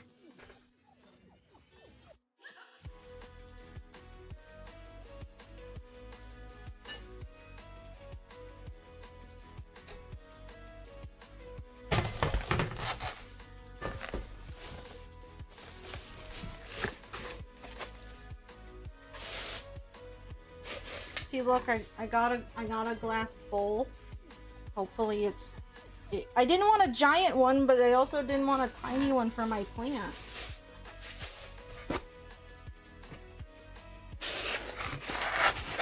But look, I found these cute planters on sale at Michael's. They were like $2 each, and they had 4 of them. So I bought all 4. Look, it's a cat. Like a little stand. There's a cat. I'm putting my plants in him. Yay. Bought cat planters. that was it. That was my special find from last night. It was cat planter. Of course, when it's not on the base with its tail, you could almost say that this kind of looks like a dog. But it's supposed to be it says it's a cat on the front of the box.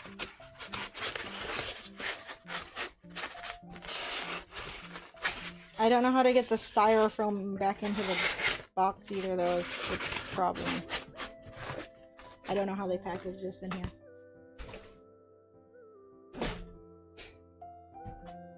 I'm a little bummed they didn't have the other styles, because apparently they had like an owl and a cow and a snail. It's like, I wanted a cow. Cow planter would be super cute. Also, my glasses are like super bent out of shape and that they're really loose, so if I bend over, they just immediately fall off of my face. That's cool. I need them there, please.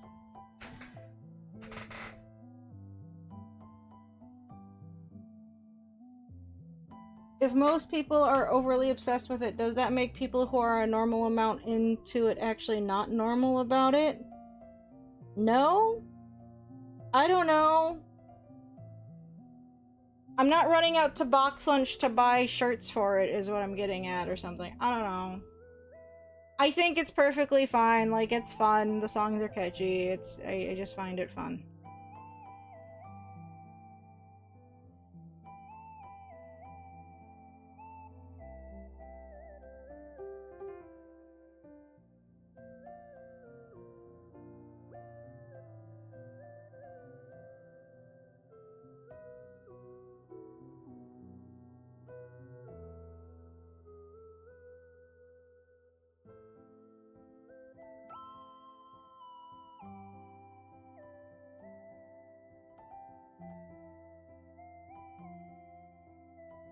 In a way, though, I guess, like, if we're gonna talk about, like, cliches or tropes in it, it's like,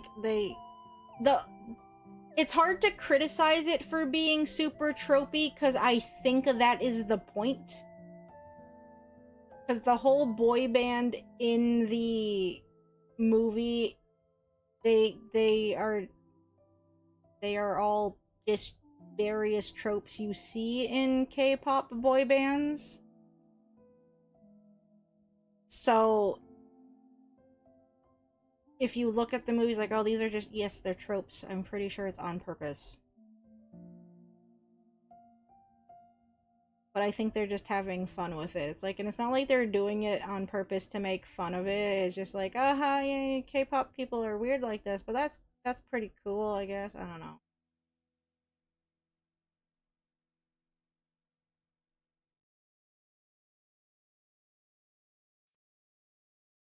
Again, I'm friends with Heidi, and Heidi was kind of one of those people. You don't need to have a stack of 24 of the same album unless you're just really into it and you just really want one of those cards, I guess. More power to you, I suppose. More power to Heidi.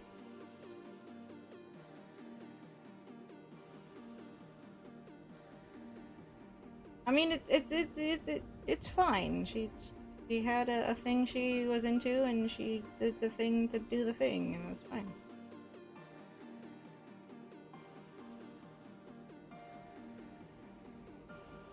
I know she's still into K-pop to a certain degree, because I'm pretty sure she stays up occasionally with her one friend whenever a group, like, drops an album occasionally, you know, like, because it's gonna be at, like, weird times compared to us. But I think she still checks in on it.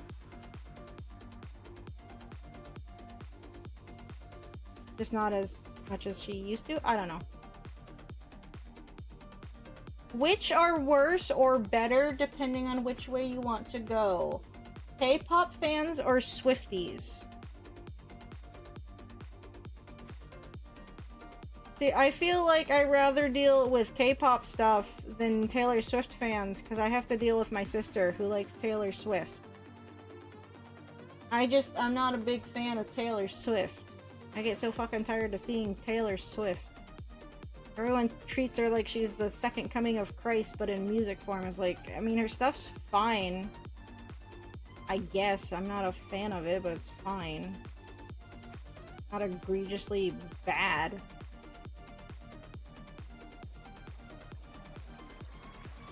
Yeah, what's worse, Swifties or K-pop fans? I guess it depends on what group for K-pop. Because even K-pop people can get annoyed at K-pop people. Because I know when BTS was getting really big over here, Heidi's like, I don't even like BTS.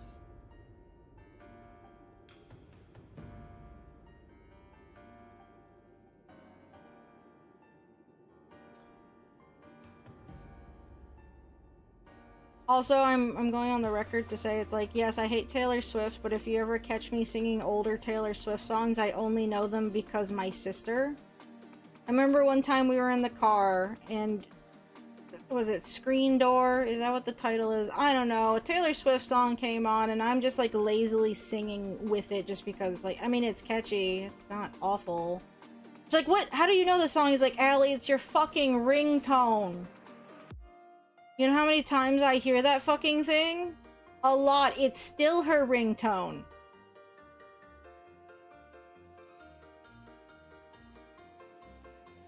In fact, I think I set her call tone to that song. I'm gonna go check.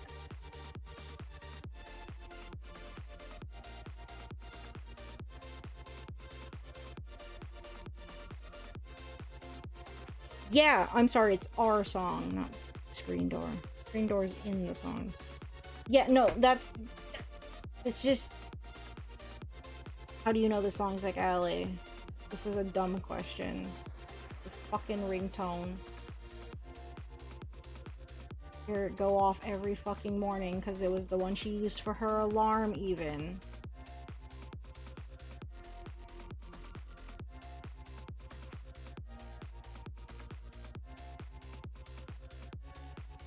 Not that we're ever going to listen to Taylor Swift on here and I'm going to sing along with it.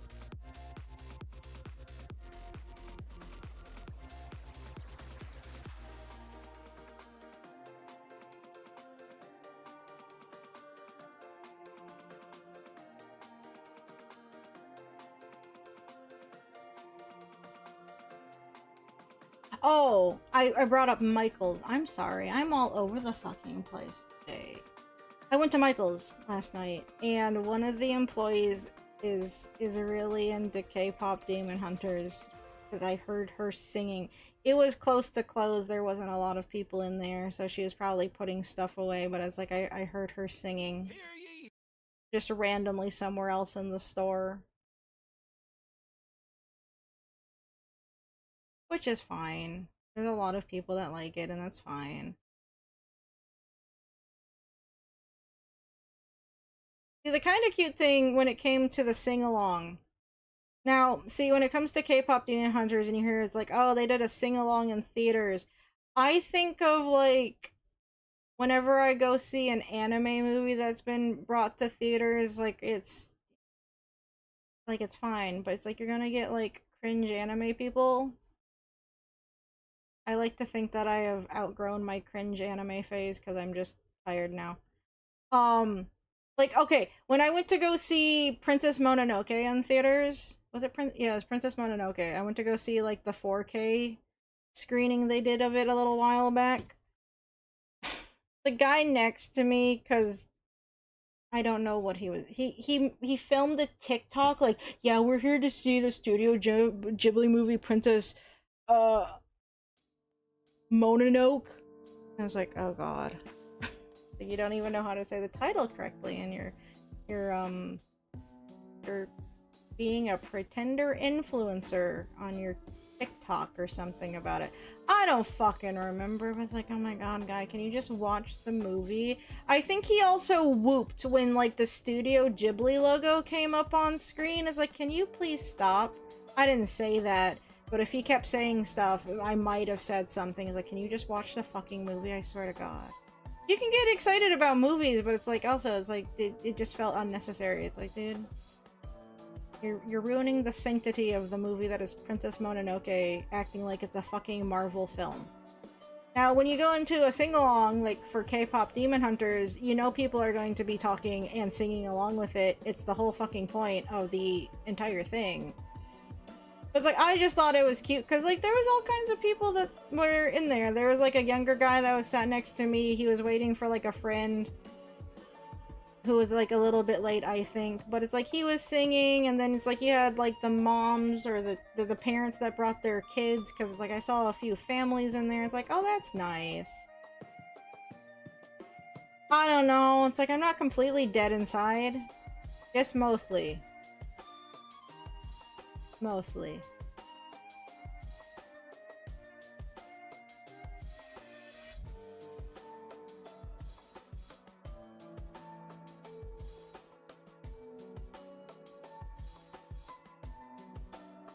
But it came off as more wholesome than cringe is what I'm getting at when it comes to the quote-unquote normie population. I don't like just calling people normies like that, to be honest.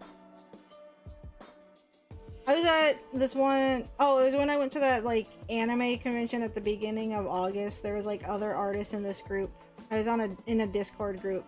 And they kept complaining about, like, all the normies there. It's like, oh, these normie, like, comic book convention people are here. It's like, it's an anime show, and there's so many comic book normies here. It's like, that is such a weird thing to say.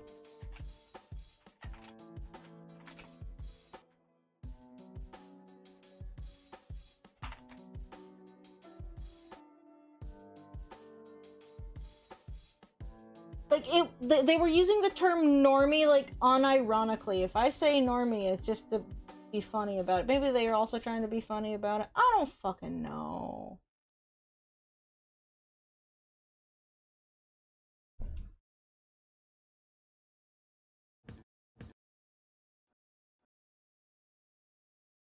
Like I said, I'm just all over the place tonight.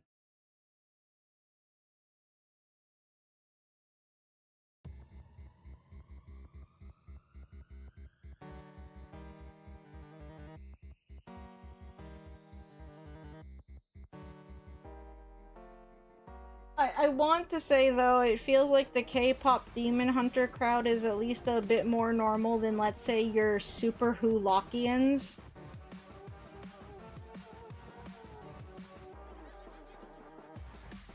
Like, I will not watch, like, I don't mind Doctor Who on occasion. I don't really care enough about Supernatural to watch it. But it's like, I won't touch fucking Sherlock with a 50-foot pole because I just got so fucking tired of hearing about Sherlock.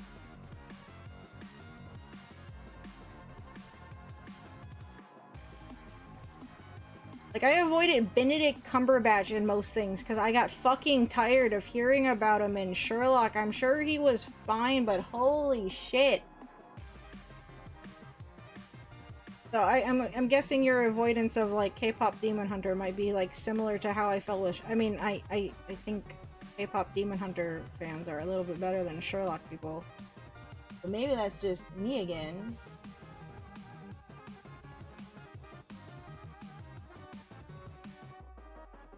Fucking goddamn Sherlock.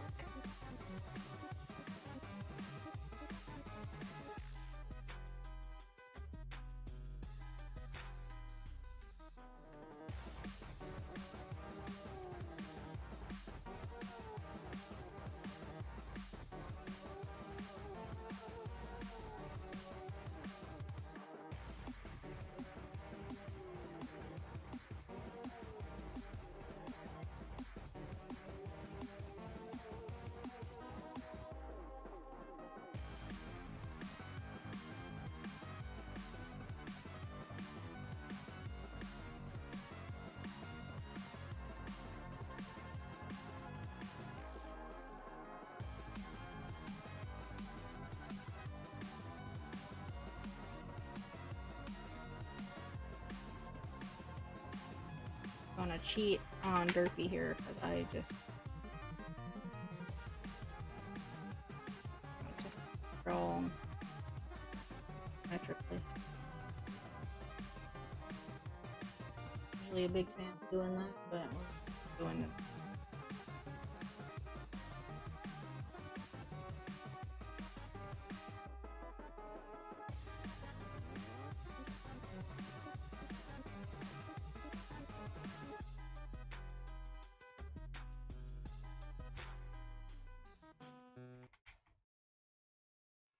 I'm sorry, I feel bad. It's like I found like next to nothing done.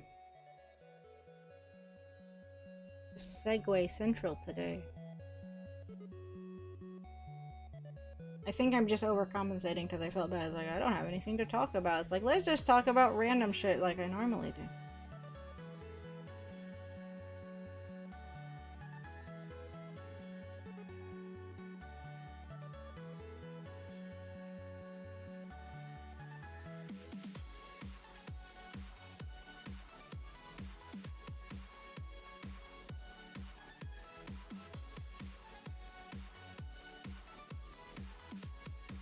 Either I'm talking about getting food poisoning, or I'm gonna segue off into no man's land about dumb shit.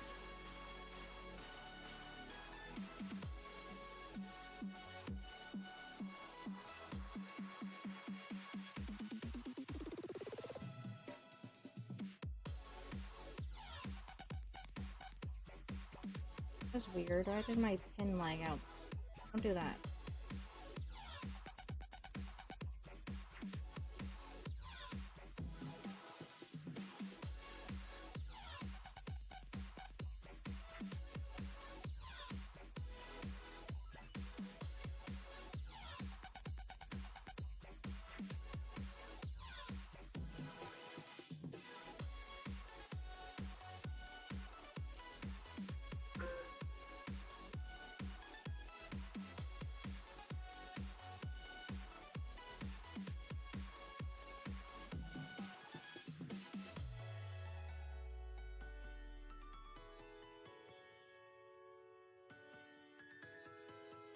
Oh, I got a little annoyed at work today. This is like really dumb. We have this one guy that comes in pretty regularly. Like we have a handful of regulars, and you know, you get your socially awkward people or your people on the spectrum or whatever, your neurodivergents, which are fine. There's this one guy who comes in though, and he was talking about all the stuff that he's done in Pokemon Legends, and he was talking about how he couldn't defeat Mega Victory Bell, and it's like, well, he's weak to these things. And I get it, he doesn't have to listen to me, but it's like, it's really annoying when you actually know stuff about certain things and like people just ignore you about them. It's like, with him, I guess it's a different case. I like it when I say stuff to certain people and they just kind of blow me off. It's like, is it just because I'm a girl and I'm talking about it that you're just ignoring me? I don't know. Because sometimes that is what happens in fucking situations like that. But he was like talking about not being able to beat Mega Victory Bell, and it's like, it's a grass poison type, so it's like weak to fire and flying and ice. But it should be weak to, like, ground moves because it's poison. It's like, yeah, but the grass typing negates the weakness to the ground typing. And it's like, well, if he's poison, you can use psychic. It's weak to psychic. And he just, like, completely ignored me. It's like, dude, I get it. You want to be over there and flex about Pokemon, but darn it. Like, I wasn't even being rude about it. It's like, oh, you could use that one Pokemon you said you just got in a mystery gift to beat it. It's a psychic type, and that means it'll be weak to it. A weird thing to get upset about, I know, but it's just... I had another guy come in, and he was looking for... We had, like, the NES Classics for The Legend of Zelda and Link... Or Zelda 2, The Adventures of Link. He's like, I just want to make sure it's the right game. I just want the one from the NES. It's like, well, both of them were on the NES. That's why they're called the NES Classics. Because, you know, they put them on the Game Boy Advance. And it's like, this is the side-scrolling sequel. And that is the original top-down Zelda. It's like, are you sure? It's like, yes, I'm pretty sure. This guy's also a regular... And he just sometimes doesn't like to listen. You just get people in there like that. The know-it-allsy guys. It's usually guys that they're coming in there being know-it-allsy. Usually. You get an occasional girl here and there, but they're usually more polite about it.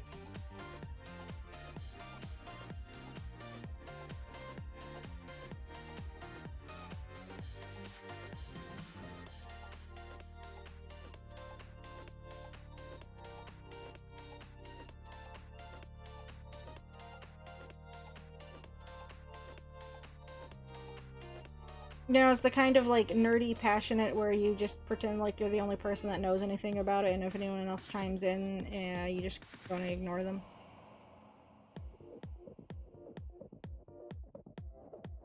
One of the managers at work is actually like that. Kind of annoying.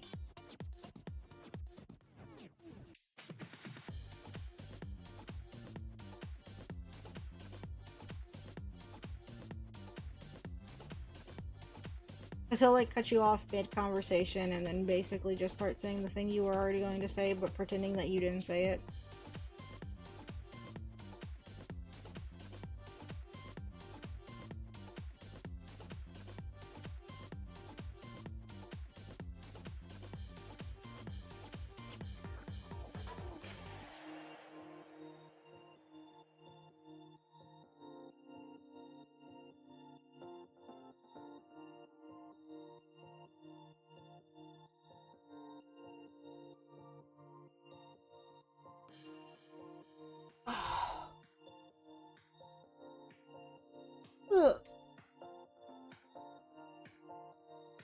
I don't know how long we're gonna go, like, just for stream stuff tonight. I know we started late. We've already been here 2 hours, but it's like, I'm trying to get this a little bit more further along than it is. That's my fault. Again, segues. The ADHD segues are strong tonight, I guess. I don't know.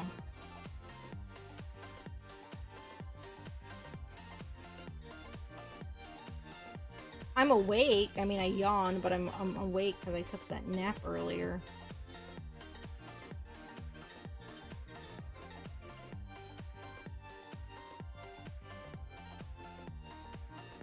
Again, it was mainly just because my back was hurting. It's like, I don't know. I just got, well, I guess it was a couple months ago. It's like, I was doing fine at work because I got, like, new shoes. It's like, I don't know if my shoes just aren't cutting it or if I was just on my feet for too long. I was like, my back was just killing me yesterday.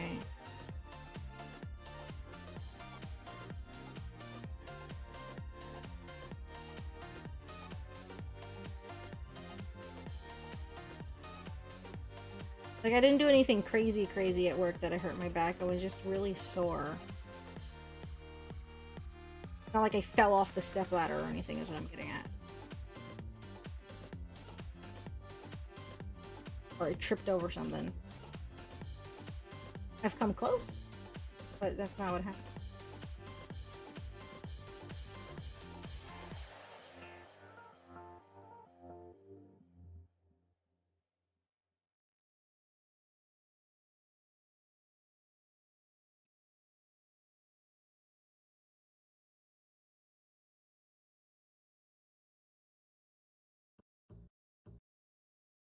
Looking forward to them.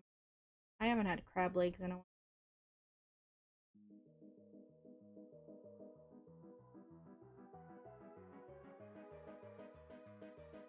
I was joking though that for my birthday I just wanted to get one of those tailgate bomb trays of Cane's chicken fingers. I really like Cane's. Like, man, I want a reason to buy 25 chicken fingers, 50 chicken fingers.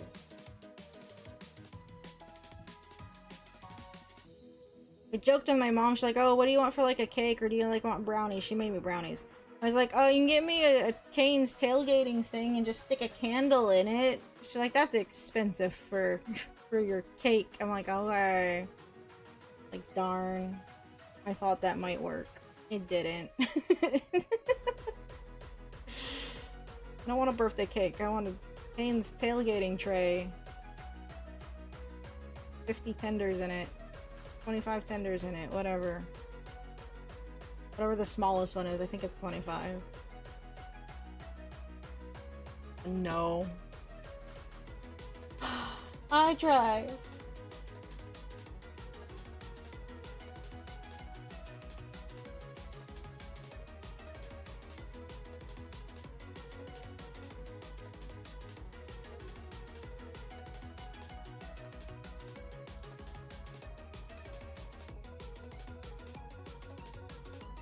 Again, I keep thinking, it's like, if I get the girls done in Derpy and Sussy, and then, like, Ginu, maybe that'll be enough. But I know everyone will be like, where's the rest of the Saja boys? Like, I didn't do them because I didn't have time to do all of them.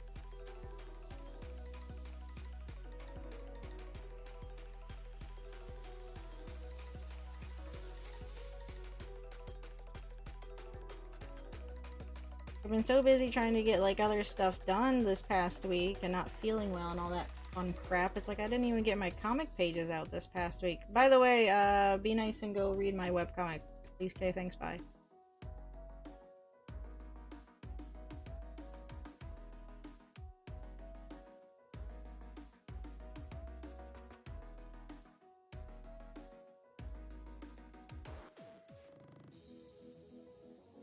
And I don't know how the fuck I'm gonna do these chains he has on the stupid outfit. Why did I do this? I mean, all the outfits are just kind of dumb. Because, you know, they have to be fancy, flashy K-pop outfits. I wish I had access to Netflix so I could pull open the movie and get better fucking screenshots than the shit all I'm getting online.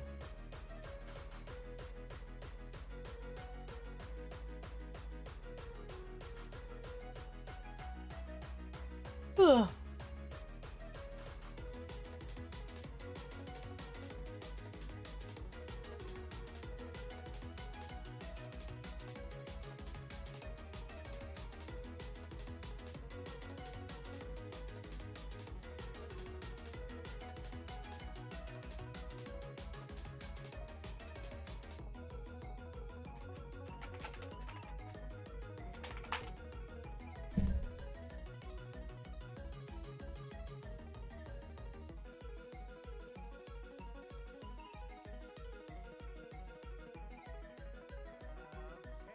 No. Why is this video so laggy?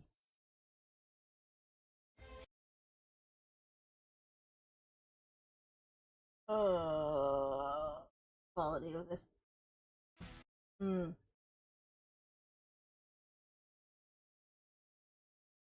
Quality of this video is fucking.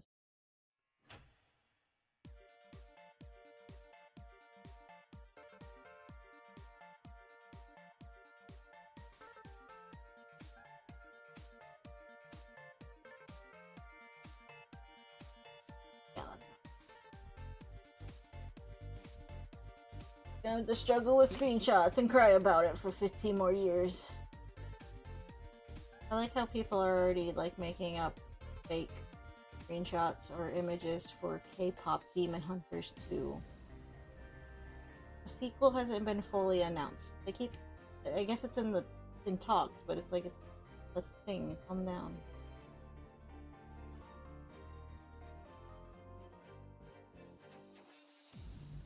I need to go reread. And you should totally do that. I mean, the new stuff we have out's getting exciting, at least for me. I just feel bad. I was like, oh, these next pages will be really easy because I don't have to draw buildings. Turns out shading and lighting rocks takes more time than I thought it was going to. Like, I doing the character art, no problem. Then I'm just still taking fucking forever on the backgrounds because I'm like, god damn it, I gotta make these rocks look nice that are behind all the character art. You're not gonna see it, but I'm just so fucking particular about crap.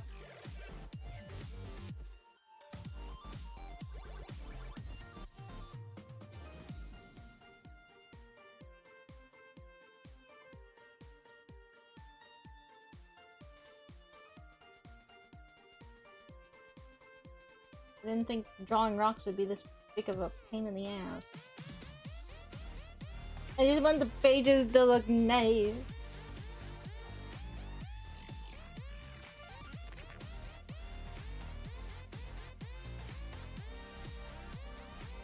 I've just been a little discouraged with it lately too, I guess, because like I spend a lot of time on them pages and it's like it doesn't feel like anyone's actively reading. I guess it's because I'm sad because like no one supports the Patreon and it's like I do an art stream every Wednesday for it on the Discord, and it's like the only person that's in there is Brian, and it's like, man, I know he's not doing it out of pity, but it just feels like that. Because he's the only person that goes in there, and I'm like...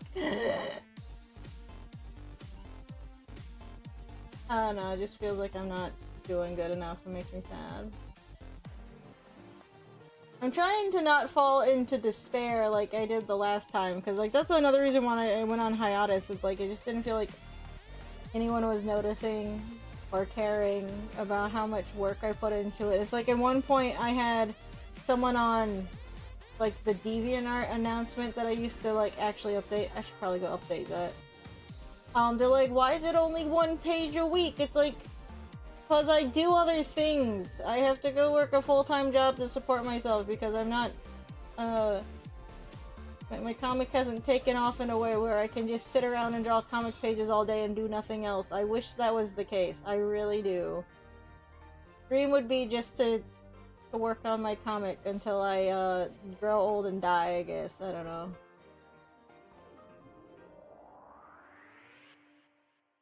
Hello, human robot. How are you? Welcome to stream. I'm just, whining about nonsense again. Which is pretty typical here. And I'm going to apologize right now for whining about my webcomic stuff. I've just been going through some shit with it, I guess. I want to work on it, I really do. I just want other people to care. See, that's the thing. Like, everyone's like, well, you should do it for yourself. I was like, I am doing it for myself, but it's a fucking comic. I kind of want other people to read it. That's the whole point. I could just keep the story ideas in my head if I wanted to. I don't know. Like I said, I'm just whining. I'm sorry, I'll stop.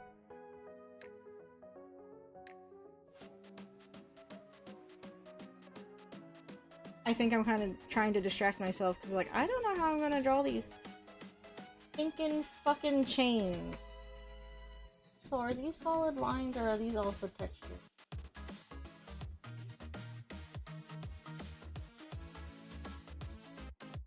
Why can't one of the options on, like, Google image search not just be large, but, like, I don't know, better resolution than crap? Higher resolution than the poster textures in Pokemon Legends ZA, please. It's not happening. It's not a solid line, they're like sequins, but I'm not drawing individual sequins because I am not. This is going to be on a 1.5 inch big button. I'm not drawing sequins.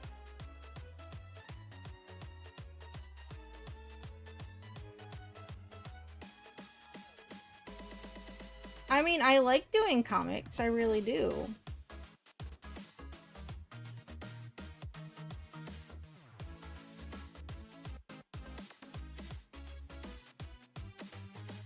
Oh, see, I don't like doing landscapes. I don't like doing backgrounds.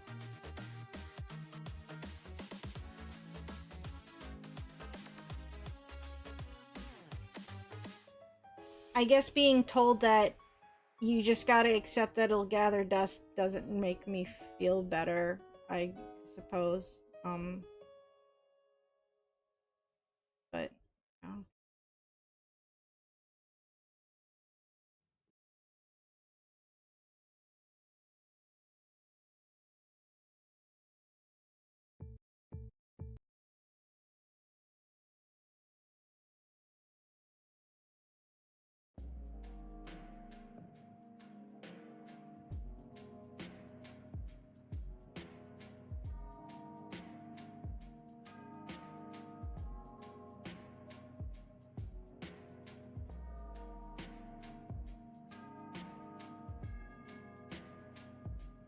I don't know what I'm gonna do about her damn shoulder pads. And I don't know why I decided to do it. Variety, I guess.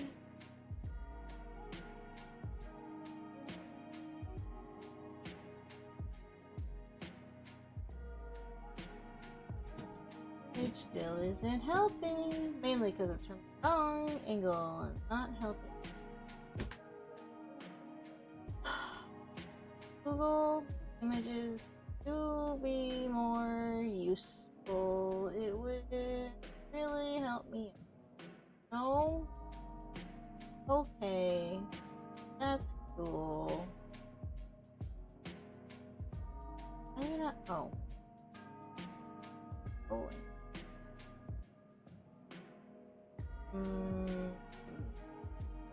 So blurry.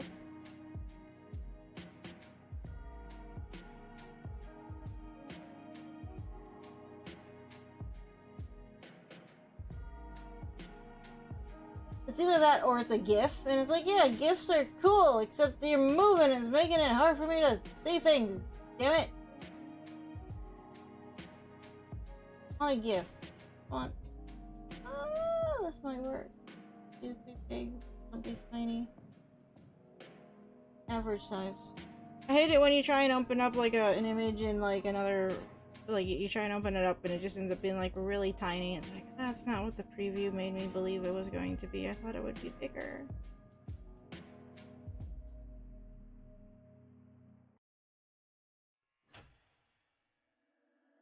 When the light is Damn it. running low and the shadows start to grow and the This might be faces that salvageable though. seem like fantasy. Also just now dawning on me how much fucking hair Rumi has on her goddamn head. Holy shit. Cold with the truth Like how heavy is her braid? in our heart. Makes my head hurt. Don't forget, I'm with you in the dark.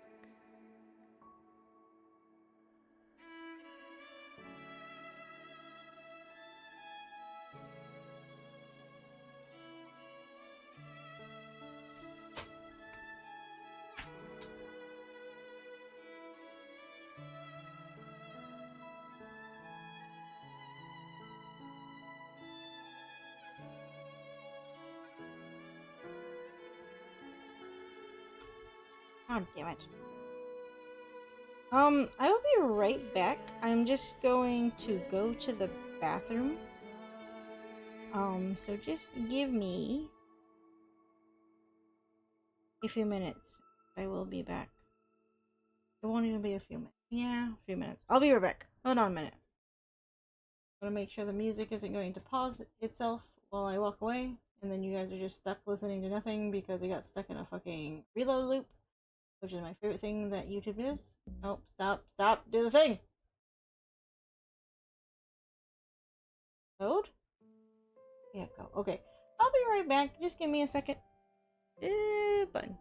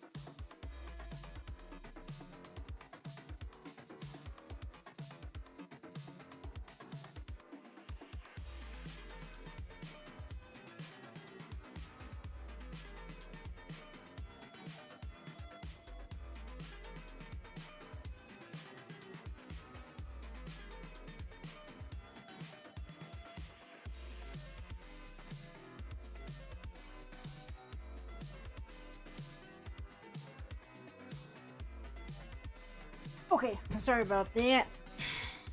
Bathroom, and I got me something to drink. My lips are getting.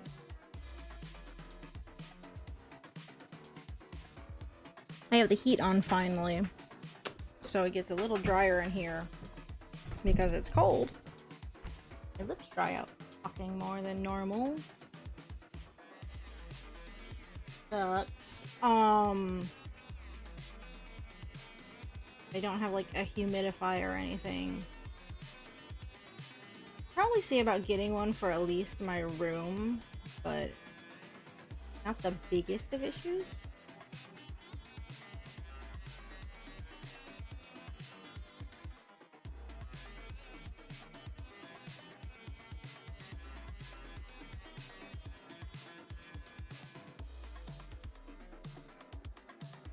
I just don't like my lips getting dry.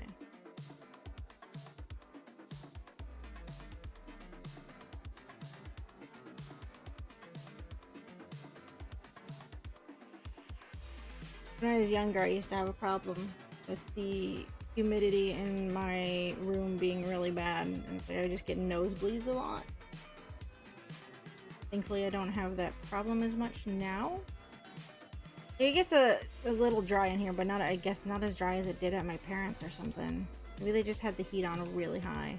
Which is saying something, because I like my house warm in the winter. Not in the summer. Oh no, not in the summer.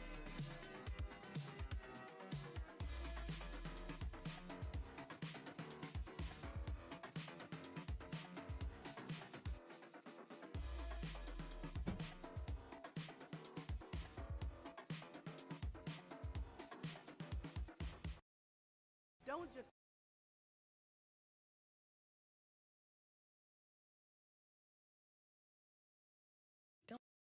don't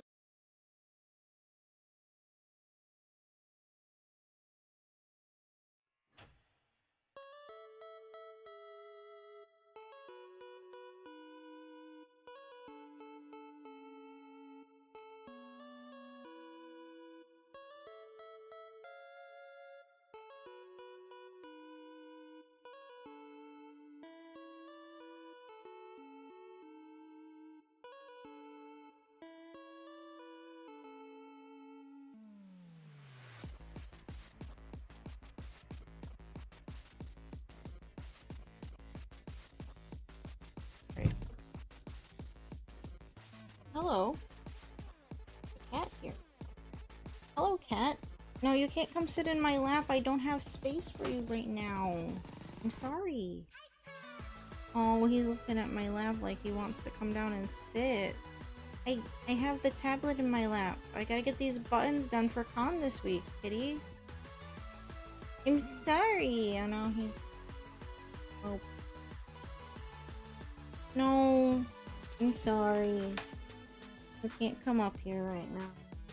You can't come up here right now. I'll hug on you for a bit though. Hi.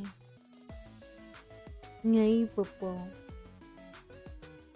Where have you been?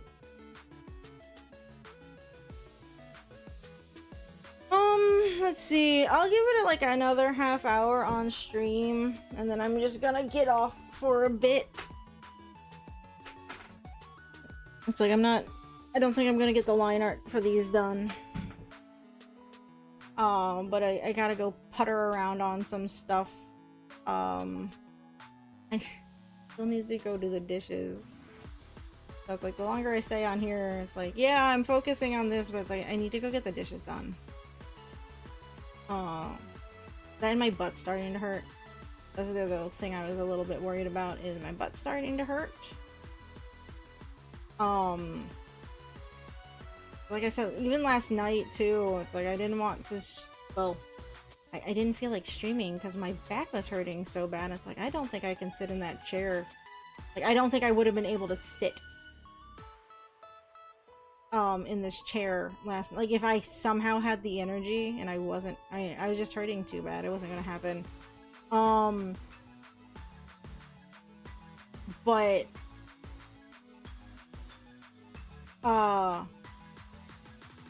yeah, it's just like I also thought it's like, oh, I have to sit in my chair. It's like my chair is okay, but like lately it's been hurting me a lot. And it's like when my back's already hurting, it's like I'm just gonna die. It's like, you know, we're just gonna go lie down in bed. It's like I needed to do like work stuff and stuff last night too, probably. But it's like I was just so tired and my fucking back. And it's like, nope, it's not happening. So right now it's starting to flare back up. So yeah, probably shift position a little bit so I don't hurt myself some more. I really need to get the living room cleaned up so I can get a couch in there and be able to sit on something else for a bit. I mean, I need to get a new chair eventually too, because I sit in this a fair amount of time, but it's like, I just need somewhere else to sit. Seat variety, I think, is important.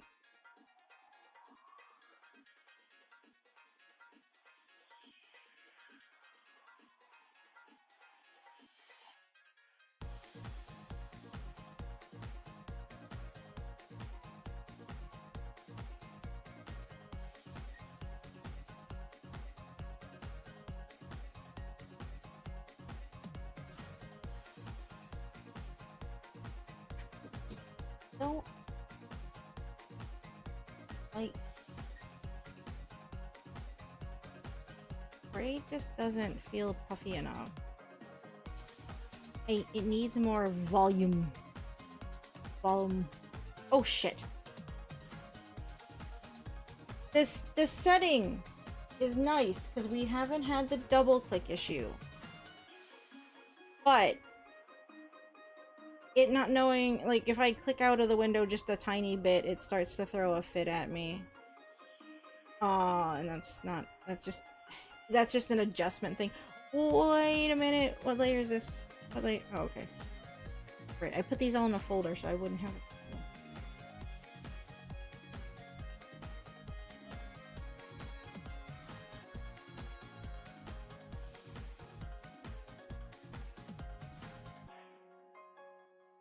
Normally that top layer for my line art is the eye highlights. I thought I just did stuff on the wrong layer. No. This is why I preemptively put it in a folder.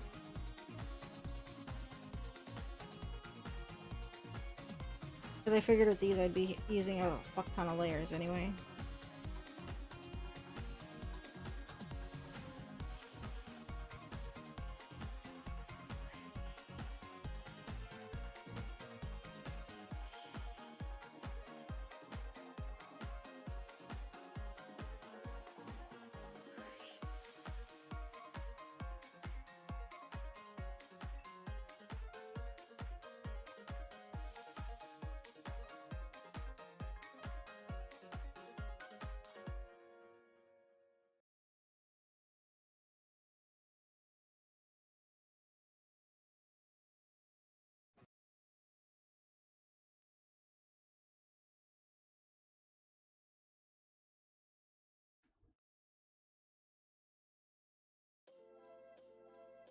Alright, 2 seconds, 2 seconds.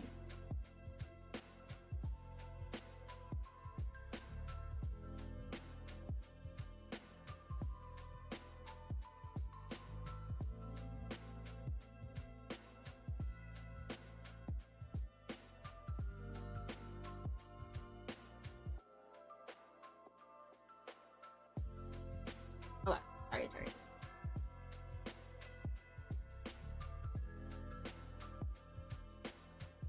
I don't remember if I mentioned, it's like, the chair has just gotten so bad that I've doubled up on the seat cushions, which is, that's how you know the chair has gone bad, because, like, my last chair I had to replace because I was doubling up on the seat cushions, because the built-in cush was not cushing.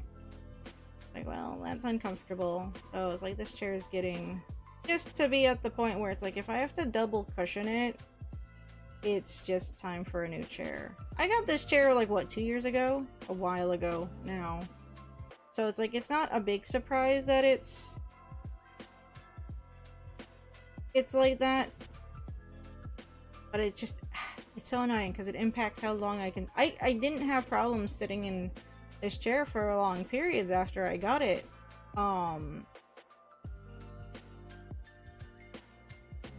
But sucks. But you know, it was gonna happen eventually. It's just annoying that it's now. But hopefully with the like protection plan thingy, the insurance or whatever I got on it, I guess it's considered insurance. Like I should hopefully maybe be able to get the same chair, because I do like this chair a fair bit. Because like when it's brand new, it's quite comfortable. It's old now, less comfortable.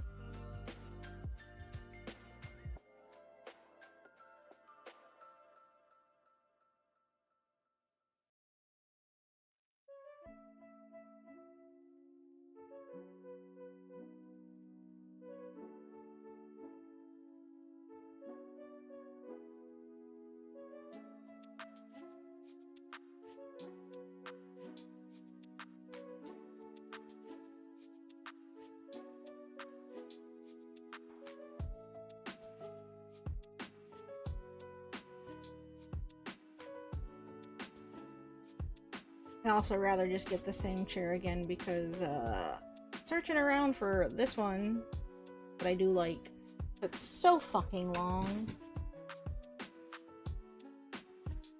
Too long. Oh, this is Zoe.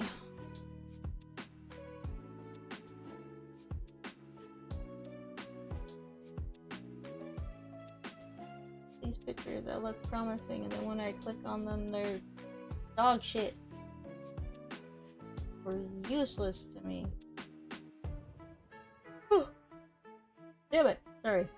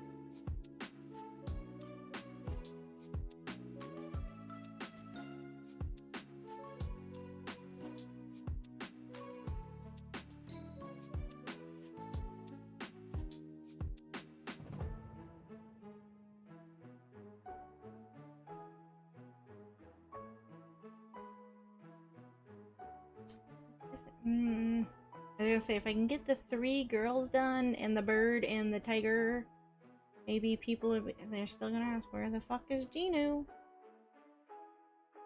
Can't get Genu done. I got the ones that people like, which is the girls and the thing, but the people already also like Genu, and it's like, god damn it. So many buttons, so little time in between everything else.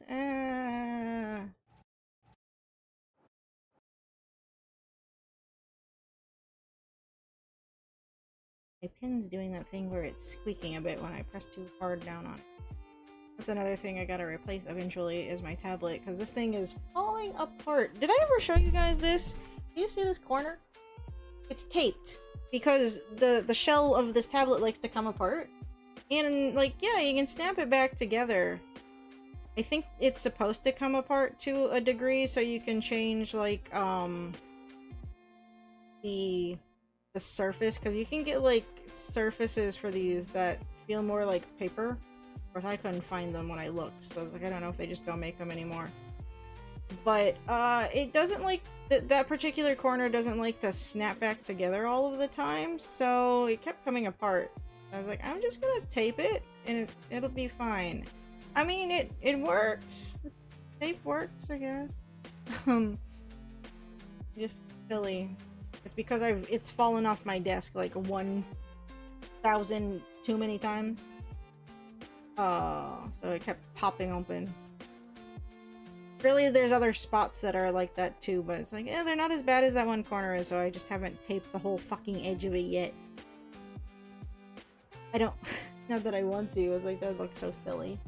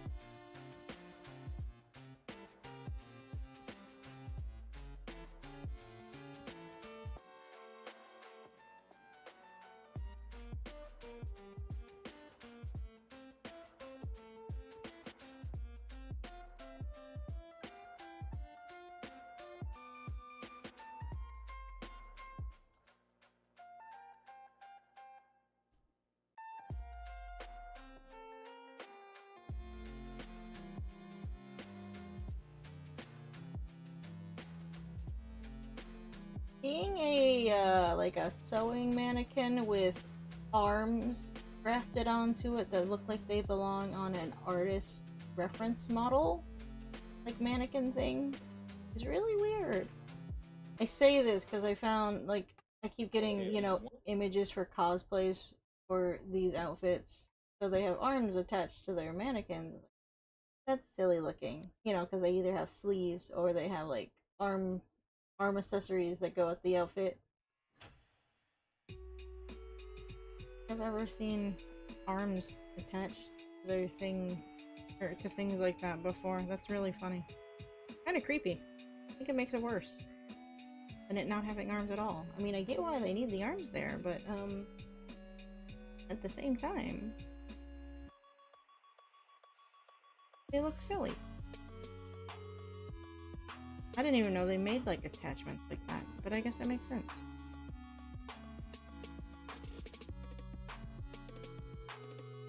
It's not like I own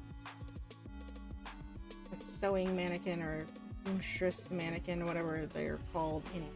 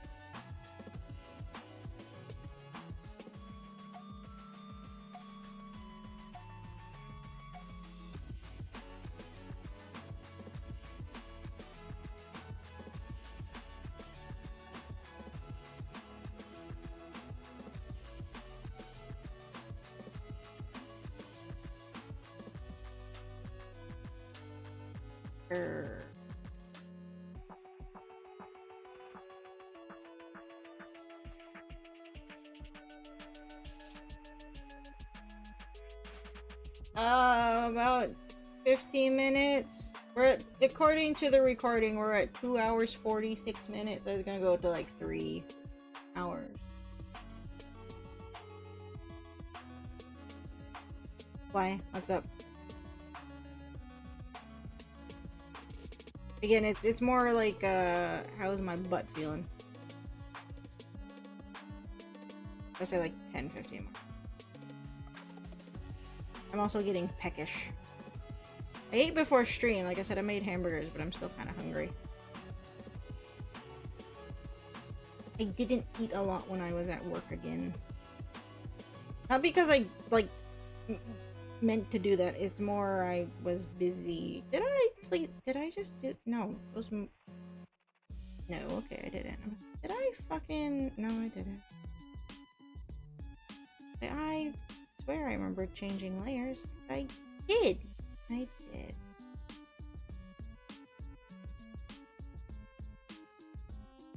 Go.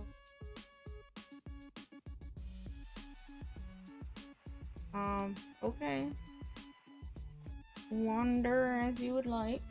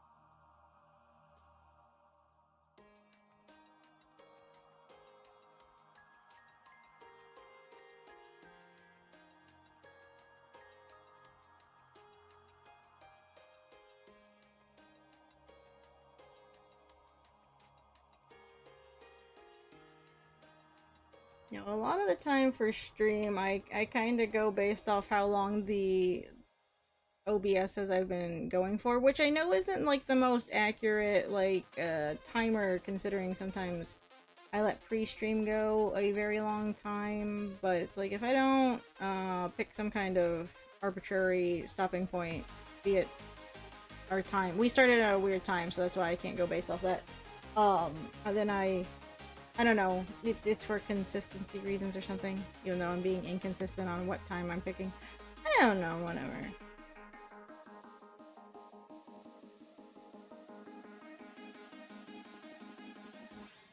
Little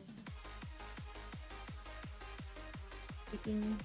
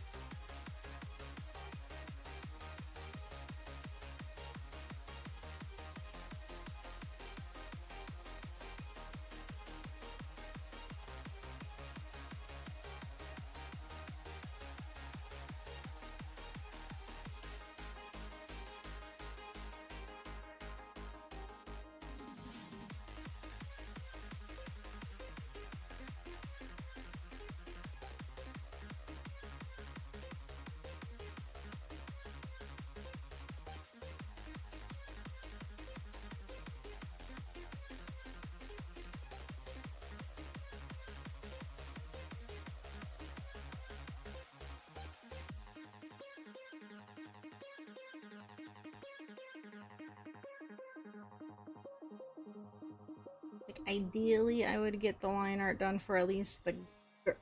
Oh, I was like, did I delete the hair layer? I was going to panic. It's like, if I can get the line art for the girls done at least.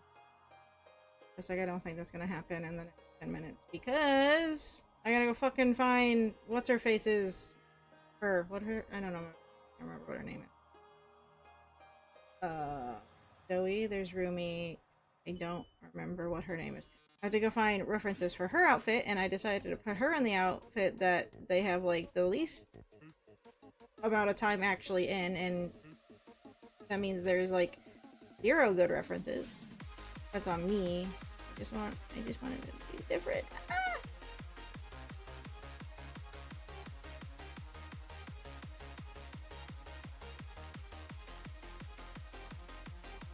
Even if I don't get these done tonight, it's like I'll be plugging away at them throughout the course of the week, so it's like whatever, but this is my dedicated time. What is your name?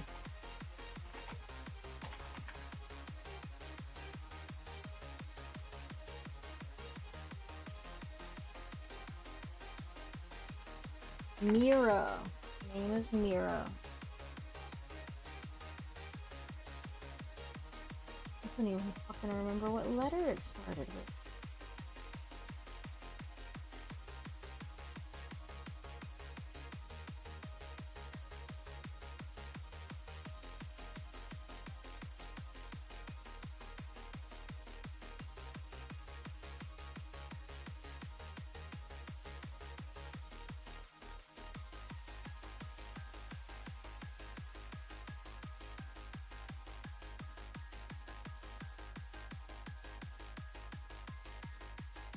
What was this image last week? Okay, now I found a halfway decent image. And struggled with it the whole stream last time. Wonderful. It's okay. It's here now, so I can see.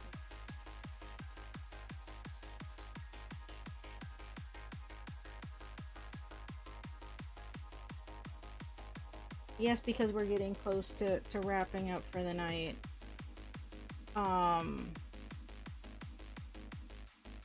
It said tomorrow, probably no stream because of dinner plans. But Tuesday and Wednesday should be fine. Thursday might also gently get canceled just because it's the night before con. And then we actually won't be doing anything on Friday because I'm going to be spent by the time I get home. So yeah, it's gonna be spotty for streams this week just because I got show.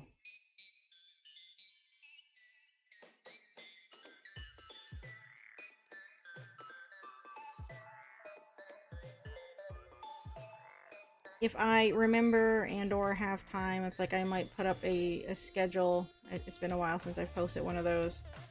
But you know, if not, it's like stream will happen if stream happens, I suppose.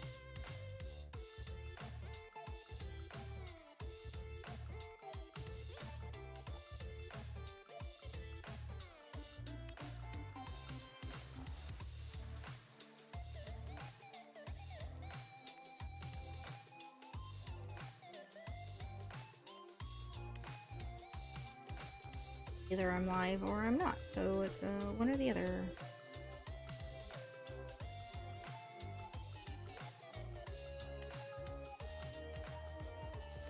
I can't believe it's already this time of the year, though. It's having me reeling. I'm trying not to think too hard about that.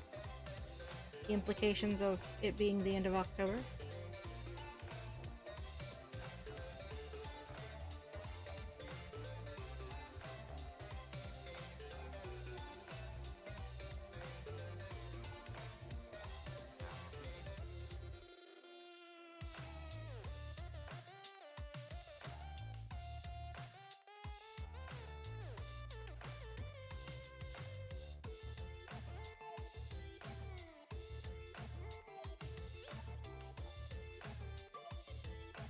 Yes.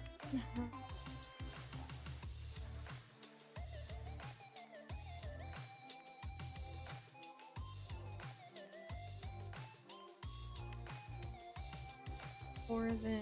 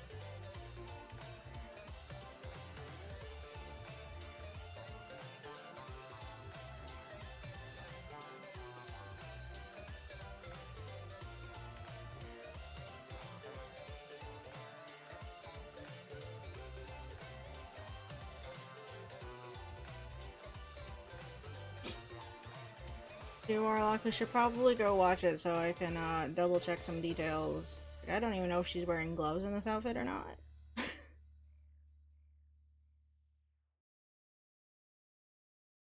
Watch K-pop Demon Hunters with me so I can check for outfit details. What? Oh. Boy, I need to stop doing that.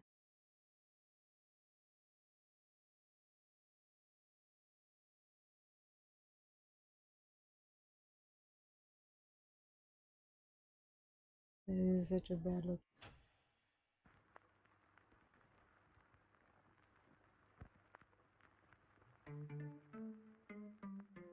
Oh no, stop. Oh, great. Everyone likes Megalovania, but I don't need 15. I need 15 remixes of it side by side. Unnecessary. It's fine with the one. Like, play a different remix or a different song, then you can come back to it later.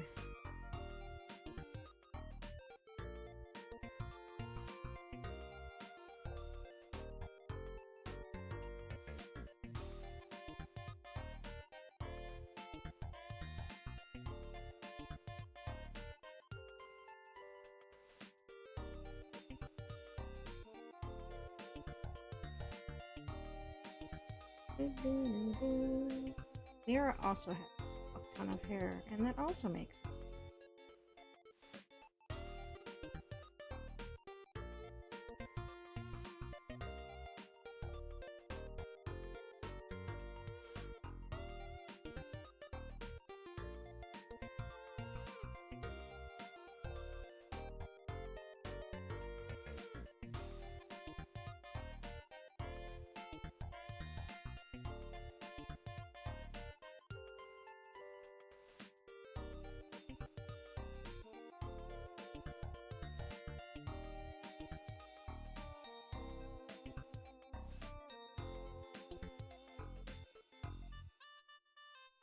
oh.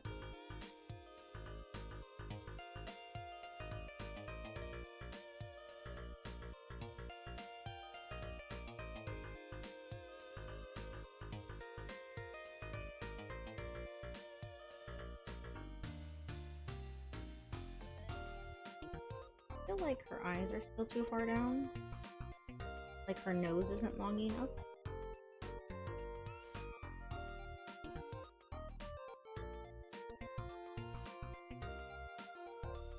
She has a very long, thin nose, actually.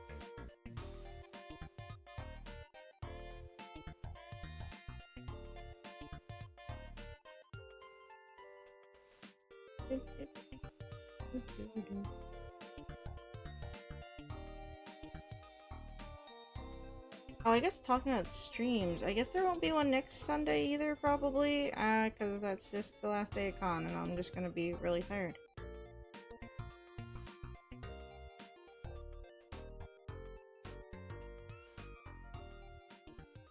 What is- wait a minute, what is this layer? Oh, okay, no. See, that is the eye shines. You can't tell, but they're underneath the glasses.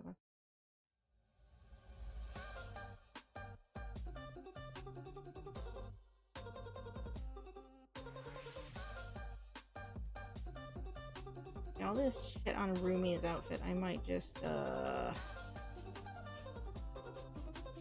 don't know what I'm gonna do. Get a pattern.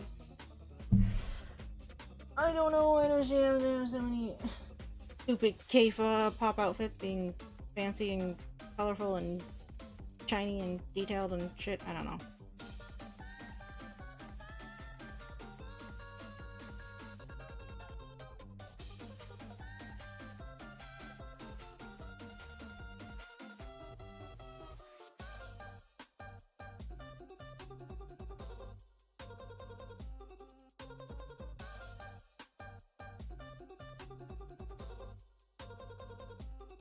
I just realized I haven't figured out background colors on.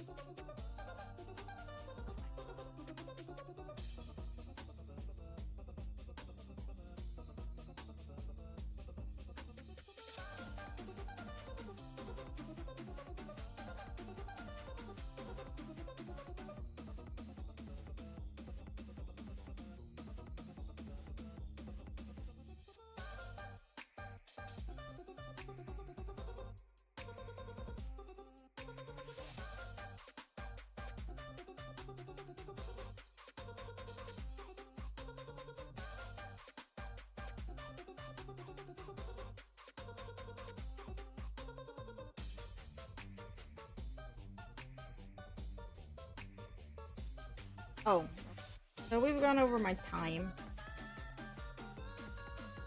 So I think I'm going to step away for tonight. My butt is starting to hurt. Then we should be back Tuesday for Shadow the Hedgehog. We are doing our, what was it called? Our expert mode run. We unlocked that last week. So we will be attempting that on Tuesday. Wednesday should be Pokemon. Thursday, like I said, it's probably up in the air. Like, if anything, we're just gonna have a Tuesday and a Wednesday stream. Granted, something doesn't come up and I just need to focus on, like, on prep, but we'll see. But yeah, that should be the plan. Really will. I'll just have to finish these up a little later. So I can have them ready for this weekend. Like, I don't know if I probably won't have time for, like, another art stream. Like, not even Thursday night. Normally Thursday's, like, my setup night, but I don't know if I'm going down that night or not. Because parking down in the city is stupid. It's like $25 to park where I'm gonna be each day, and it's like, okay, so if I go down Thursday for setup, because I can go down Friday morning for setup, I'll just go down early.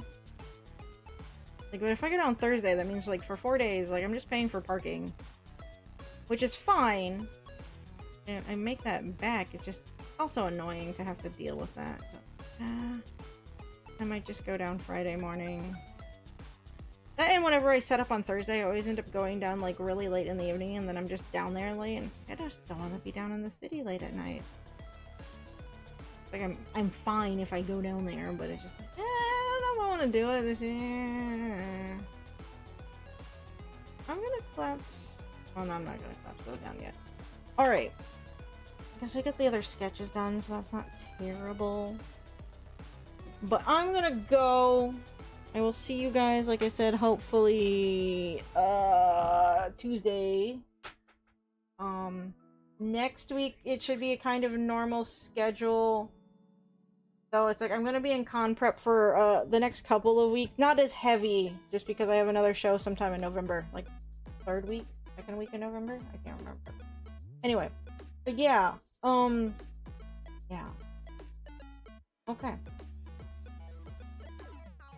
I will... later, okay. Tuning in. Have a good night.